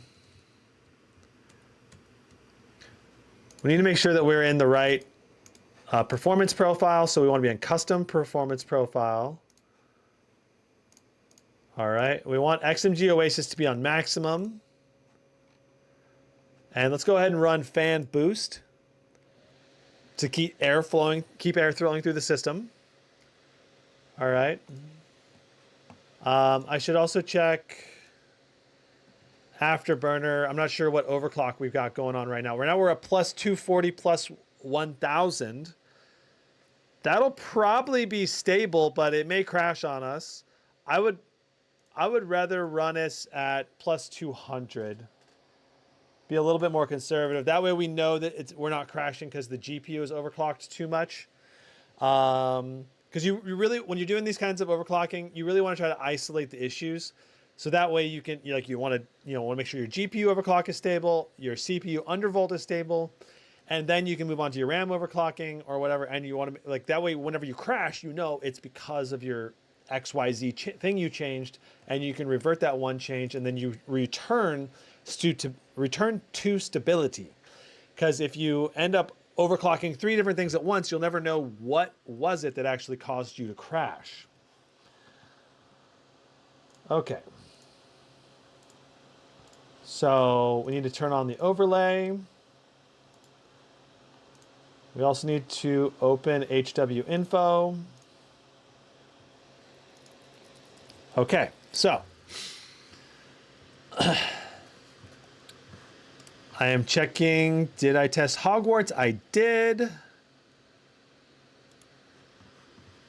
All right, so this is the original test right here that we did with the XMG Neo 17. Looks like we are doing 112 FPS with 54 for our 1% lows, 110 on average, 56 for our 1% lows. That's our baseline. We want to see if we can beat 111.56. All right, that's our baseline that we're going to try to beat. Let's go ahead and see what we get in our actual test. Right now we're doing 138. Holy schmoly. I don't know if that's actually accurate or not. Okay, so before we actually do the test, we got to do our run through. We're just loading in all the textures and NPCs and everything. Right now we're averaging 127.66. So that's about a 20% increase to our 1% lows without us even having done a preload. Our 1% low being above 60 is insanely good for Hogwarts in this area. It almost always goes down to like 30 for 1% lows. And the fact that our 1% low right now is 68 is amazing. That is a huge gain for 1% lows. All right, here we go. We're gonna go do our test now, official run through test. Here we go. 124 so far. Our average is coming down. See what we get with our average. Okay. And bam. All right. So we ended up getting 116.71. And again, this is our baseline 111.56. So with this overclock, we gained 5 average FPS, but more importantly, our 1% low went from 56 all the way up to 71, which is like a 15 FPS gain. That translates to like a 28% approximate gain to our 1% lows, which is amazing. Like, you got to understand, like, that is a huge gain for 1% lows. And that's the kind of thing you can get from memory overclocking. That really, I mean, that's so important for games like this with lots of NPCs popping in and out of existence. The faster RAM you have, the more your CPU and GPU can keep up with all the demands placed upon it in a highly dynamic, multi, character environment like this. So yeah, I'm really impressed with that. What did you guys think? So far, again, we're being stable. In games, we've not crashed so far. We've been running the game for, I don't know, at least 5 minutes. And I'm impressed right now with our 1% low performance with all of the changes here. So I don't know, like, and this, so you got to keep in mind as well that this one, like right now I'm calculating a new average, by the way. Like I said, typically if I were to pull up some other laptops that have slower RAM, like let's go to the SCAR 18 test. All right, so SCAR 18, when we did that test,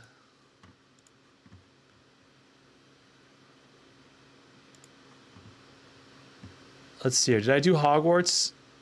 I didn't do the same area, I don't think. Oh, I did. Okay, good. All right, so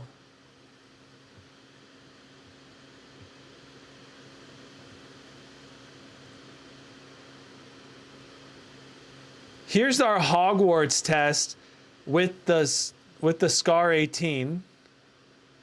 And look at it. It's doing 105.41. I'm gonna fast forward a little bit. 93.37. I mean, literally double the 1% lows because of the memory speed. At least I think the memory speed plays a large part of the 1% lows in a game like Hogwarts. So yeah, wow.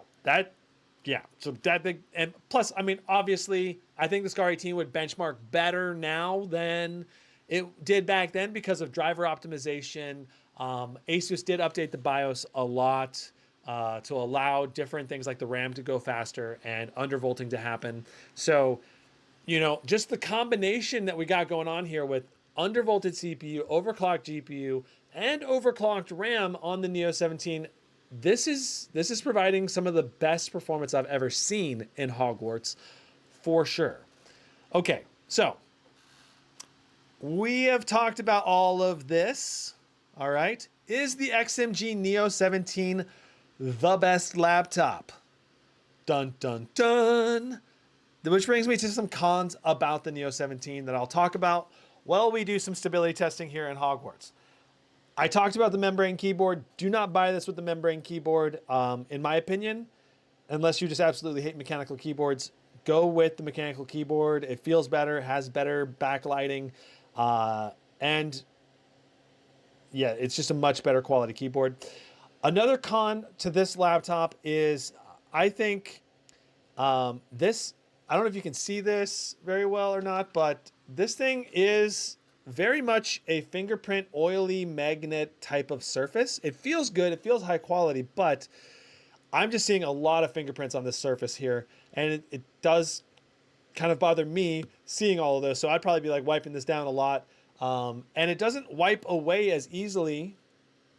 I don't know if you can see this. It doesn't wipe away as easily as, for example, on my Blade 18. My Blade 18 is kind of dirty, but I can easily wipe this with a microfiber on metal, whereas this is kind of like a soft plastic. So it seems like the oil kind of gets into the soft plastics a little bit more. I don't like this feeling as much. The other big thing about this laptop is the display quality. I think this display meets the bare minimums of what a premium laptop could be considered, but only 100% sRGB, lower levels of Adobe RGB type of coloration on this display. So you're not getting as much, like my Blade 18 display is just more colorful. It's more saturated, more color gamut to it. And when I go to this, it just feels less poppy, less bright. It's not as bright of brightness, and it's not as colorful. Only 370 nits brightness on this display, only 100% sRGB, whereas this is just, it covers more of the color space and it's brighter. So that's another big drawback. The other big drawback, I think, on this laptop is the speaker system. The speaker system on the Neo 17 is not that great.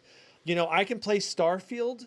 I can set the volume on my Blade 18 to max, and it's just so immersive, and I'm just really into, I get totally immersed in my Blade 18 gameplay because of the speaker system without needing headphones. Whereas you're going to need headphones most likely if you want a great gaming experience audio-wise with the Neo 17. Obviously, there's some great advantages to the Neo 17, but those were some of the key reasons that kind of swayed me away from considering buying like the Mk17 GP2 here in America. Instead, you know, and just like, I love testing this. I love seeing the performance of this. This is clearly a more powerful system than my Blade 18, but I'm willing to make some trade-offs, right? I'm willing to make some trade-offs with this Neo 17 for the more premium features that I value on my Blade 18. So if you don't value those same premium features like the higher end display, better webcam, the webcam on this is not that great, and like I said, like the chassis here, it just doesn't feel like a $4,000 laptop, where the Blade 18 does. The Blade 18 has those things. So, and the speaker system, like some of these things, a lot of people aren't really considering or factoring in as much when they're going to make the purchase. And so that's why I would say the XMG Neo 17 and the Electronics Mk17 are clearly a more powerful system than the Blade 18, or even something like the MSI GT77, the GE78. Like this with the water cooler is more powerful, especially with the RAM overclocking capability this has. It's definitely more powerful than something like the Blade 18 where you don't have that. So yeah, this system, the XMG Neo 17, while it's incredible, it's just, it's not the very best in all categories. And in my opinion, no laptop is. My Blade 18 is amazing in many ways, but it's not that portable because it's huge. It doesn't have a number pad. The arrow keys are spaced very funkily. And then the port selection on the Blade 18 is also not the best. So there's drawbacks on each laptop, and you got to go into that purchase knowing those drawbacks. So given the drawbacks that the XMG Neo 17 does have, who should buy this laptop? All right, who should buy this laptop? We're still running this. We're doing 130 FPS, 102 for our 1% lows. If you crave customizability, if you're a laptop enthusiast, a desktop enthusiast, you want that like ability to get to do your own custom RAM timings, you want to be able to have a water cooler, then going with the Electronics or XMG Neo 17, it just makes more sense if you're a super enthusiast. If you plan primarily on keeping this laptop in one place, not moving it very much, then you can easily keep this water cooler plugged in and all of the things docked and everything, and you don't need to move it very much. No problem. You know, it's no big deal that there's this extra attachment to the device, and that you can still unplug this from the water cooler and still get very good performance. But when you do get it home and you plug in the water cooler, you get the performance boost to get literally the fastest laptop that you can buy, that money can buy. In terms of gaming performance, this is the fastest laptop that money can buy. This and the Electronics Mk17. So definitely keep that in mind. All right. Okay.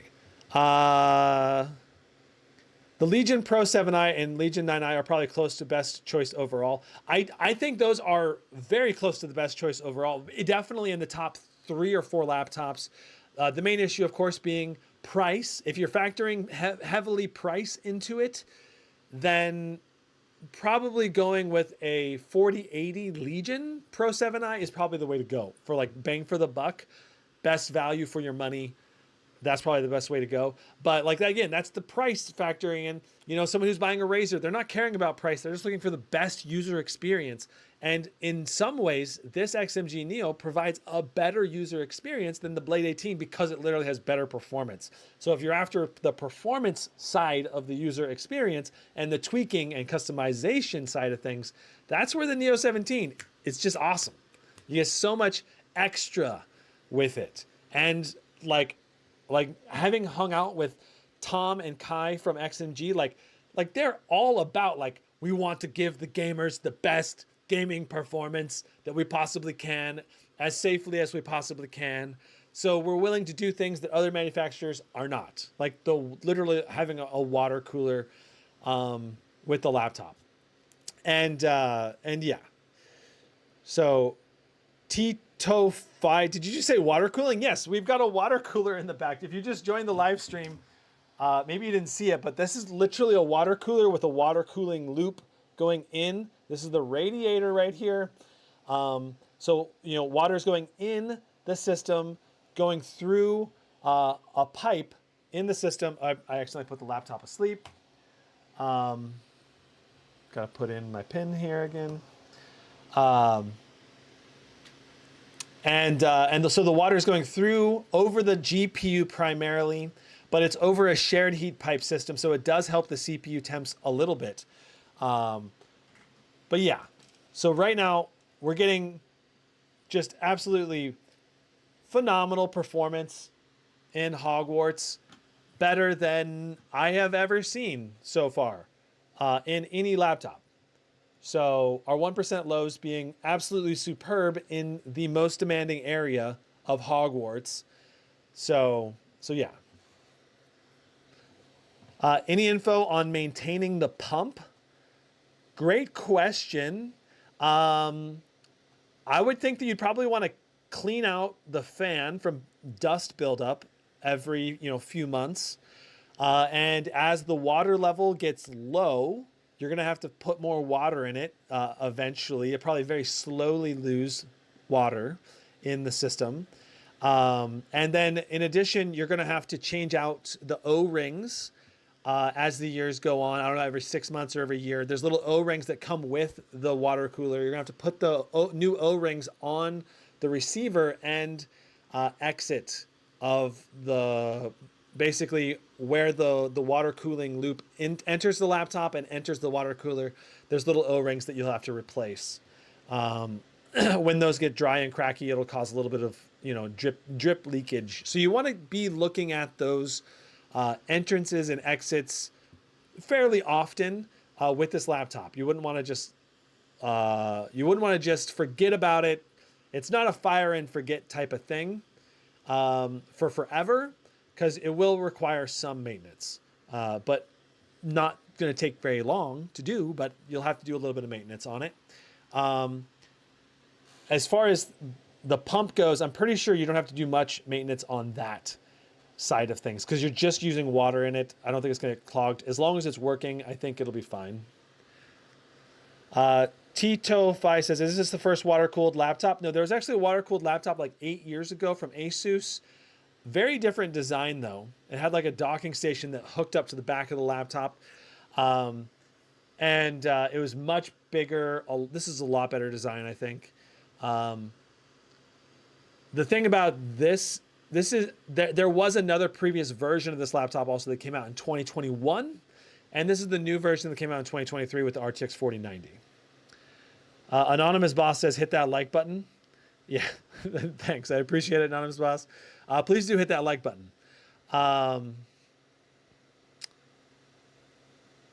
Will you review the new Legion 7i later on? I've already reviewed it. If you go to my laptop, my channel, you can see all the different laptops that I've reviewed. I have reviewed almost every single high-end laptop that money can buy. There's only a couple or handful that I have not reviewed at this point. In terms of the RTX 4090s, there's a couple Alienwares I haven't reviewed. In terms of top 4090 laptops, I've almost reviewed them all. And like I've reviewed all of these, I think, except for the Acer Predator Triton 17X. That has a 4090. There is an Acer Predator Helios 18 as well that has a 4080, but that doesn't have a 4090 option. So yeah, and the Legion 9i, of course, is also one that's just about to be released. It's not been released yet. We're still tracking 91 FPS for our 1% lows. So even if this laptop's currently not stable in Ada 64, we seem to be stable at least in Harry Potter. You know, we've been in the game now for 10, 15 minutes. No problem. So that's awesome to see.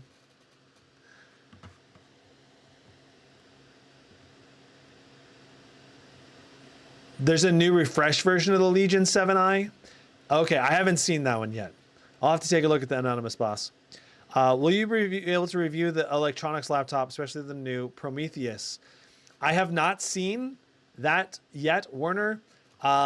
Electronics, I've tried to get electronics to send me laptops for review. I have not had them actually send me a review unit yet. I am in contact with them, and maybe they would send me one. I don't know. We'll have to see. But I would certainly consider reviewing that. They really needed, at launch, they really needed a better display option, like a 500 nit display, hopefully with 100% Adobe RGB or P3 color gamut. So yeah.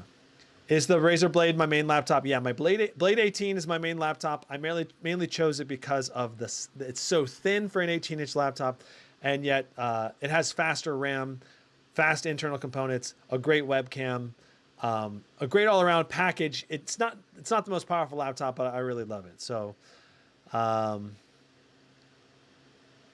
don't see a Clevo laptop like Sager Origin PC. Well, this is that's true. I have not reviewed the top end Clevo laptops.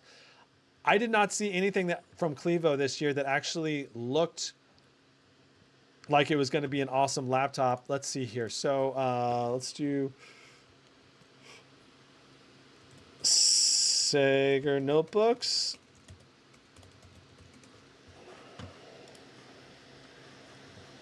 Let's see, what is their most expensive laptop? It's a 17-inch. Probably has a 4090 in it.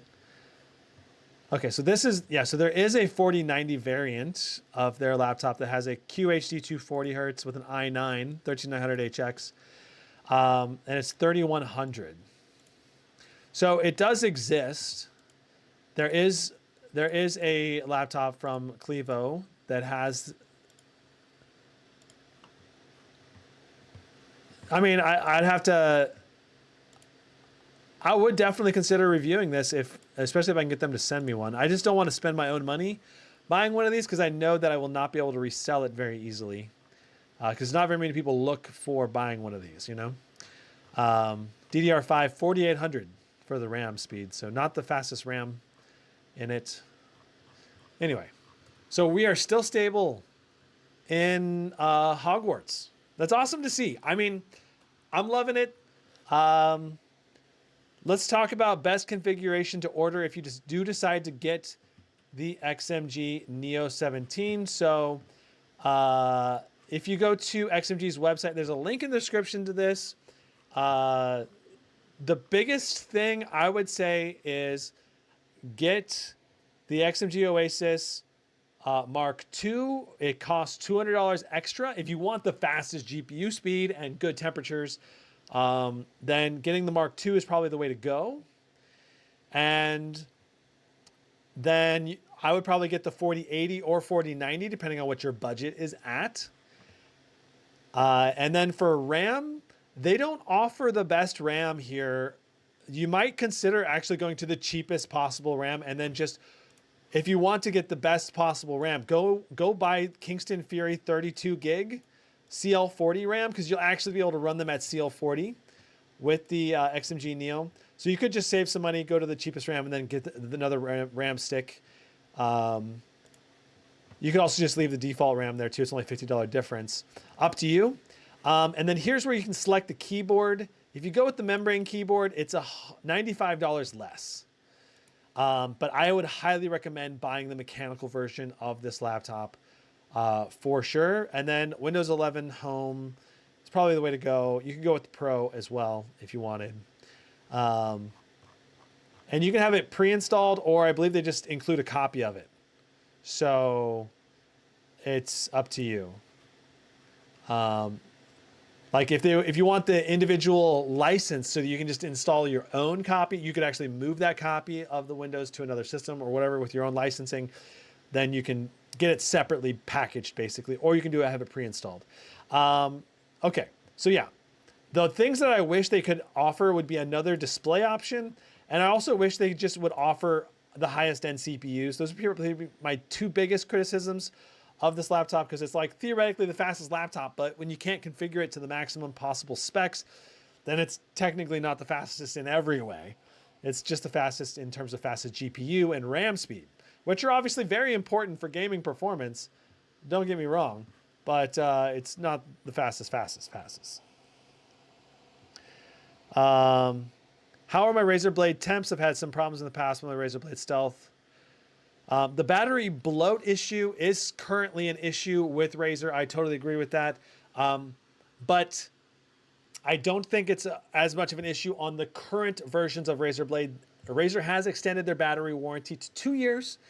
And the Blade 18 does have a separate fan literally placed between the two battery modules. So that's going to help keep everything cooler throughout the whole chassis with that third fan, and help prevent battery bloat, because I think the battery bloat happens primarily because of heat being trapped inside of the laptop for extended periods of time, as well as maybe everything's just packed a bit too tight, making the battery temperature just be hot. Using a laptop cooler could help theoretically. And then obviously you want to pay close attention to your Razer Blade laptop if it's like a 2021 and older in particular, because that was before Razer knew about the issue and made changes to hopefully address that issue. So in theory, all of the new 2023 Blades should not have the bloat issue. According to Razer, I asked Razer specifically about this, and they said that we saw this, we've made changes, we've made improvements, we've selected different kinds of battery, we increased airflow, stuff like this to make the Razer battery not bloat. But we'll have to see. I have yet to see any Blade 18s with battery bloat. I don't know about Blade 16s or 15s from 2023 yet, but I've yet to see any of the new ones have battery bloat issues. Whereas the 2021, 2020 models, I've seen quite a few photos of those models having bloat issues. Okay. Khalid says, is this better or more powerful than the Titan MSI, and which one is the best 4090 for a 4K? Well, there is no 4K display option on the Neo 17. So if you're after 4K gaming, this is not it. You have to go with something like the GT77 Titan if you want a 4K display, or maybe some of the other laptops out there that have 4K displays, obviously. That said, in terms of raw GPU performance and memory speed in games, this laptop is definitely faster than the Titan. We've got higher 1% lows, higher FPS averages because of the water cooler in the back. As far as water-cooled GPU performance, I would say that the Titan is probably the fastest, or at least tied with the Neo 17 for being the fastest. It's extremely fast. So it depends on if you're talking water-cooled or air-cooled. For air-cooled, then yeah, the Titan is very similar in performance. But this, in theory, would be better if you're hooking it up to a 4K monitor for gaming on an external monitor, because it is slightly faster on the GPU side, maybe 5%, maybe 10% at most, given the GPU overclock because of the water cooling. Okay. People on Reddit are posting a new BIOS update that takes away the ability to undervolt. I noticed this on my Blade 16. Have you heard or seen this yet? I have not updated my Blade 18. I did see the BIOS update come up yesterday, I think, but I was like, I'm too busy to actually update the BIOS right now. So I did not update the BIOS yet. But now that I know that it's going to take away undervolting, maybe I'll just hold off on switching it. I don't know. We'll see. I was using Intel XT for undervolting anyway, so it probably would still work either way. Okay. All right. Let's hear. Anything else we're going to talk about? I think we've talked about everything on the to-do list today. I even threw in some game testing, and we managed to actually overclock the RAM more than I thought we were going to be able to. And it did result in some excellent performance improvements. So yeah. Is there anything else? I think that covers everything. So just know that in the near future, we have a RAM overclocking testing live stream where we're going to try the Kingston Fury Impact RAM versus the SK Hynix RAM. And also going to try that 96 gig module out to see if we can run 96 gigs on 2 sticks. I don't know that we'll be able to, but we'll see.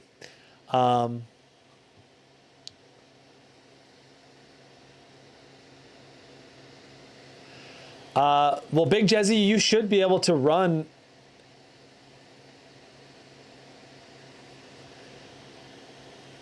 if undervolting is unlocked.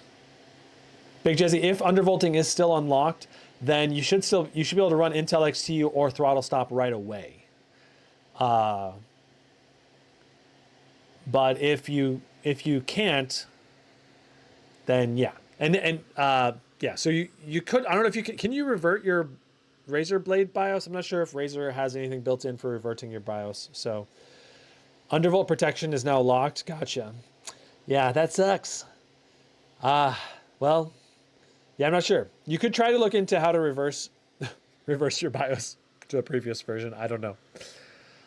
Editing performance on this laptop would be very good, obviously, with the 24 core 32 threads T2 Phi. So you got a great Intel CPU, you got a fast GPU with, you want a 4080 or 4090 for video editing, because it has more of the video processing encoders built into the GPU. They also killed the non-updated Synapse BIOS Max fan option. Interesting. Interesting. Okay. All right. So hopefully next week we've got MSI GE78 unboxing review live stream. I meant to do that this week. Didn't get around to it because I've been doing a lot of testing with this Neo 17. It took a lot of testing to get all this RAM timings issues and overclocking, figuring out all of this stuff, and setting up the water cooler, testing all of this stuff out. But in the near future, and also Starfield, we had to edit that. So yeah, in the future, when we do this RAM overclocking, I'm going to try to do, I don't know, like 5 different games that typically should be CPU sensitive. Hogwarts, Warzone, maybe Shadow of the Tomb Raider, at 1080p. And we'll do the stock RAM. We'll do the 5 games tests. We'll see what our stock differences are. And then we'll reload. We'll switch the RAM out for the new upgraded speeds. I'll talk about how I got to those speeds. And then we'll run the same 5 games again and see the performance difference, if there is any or if there's not. And then we'll go to the next Kingston Fury RAM.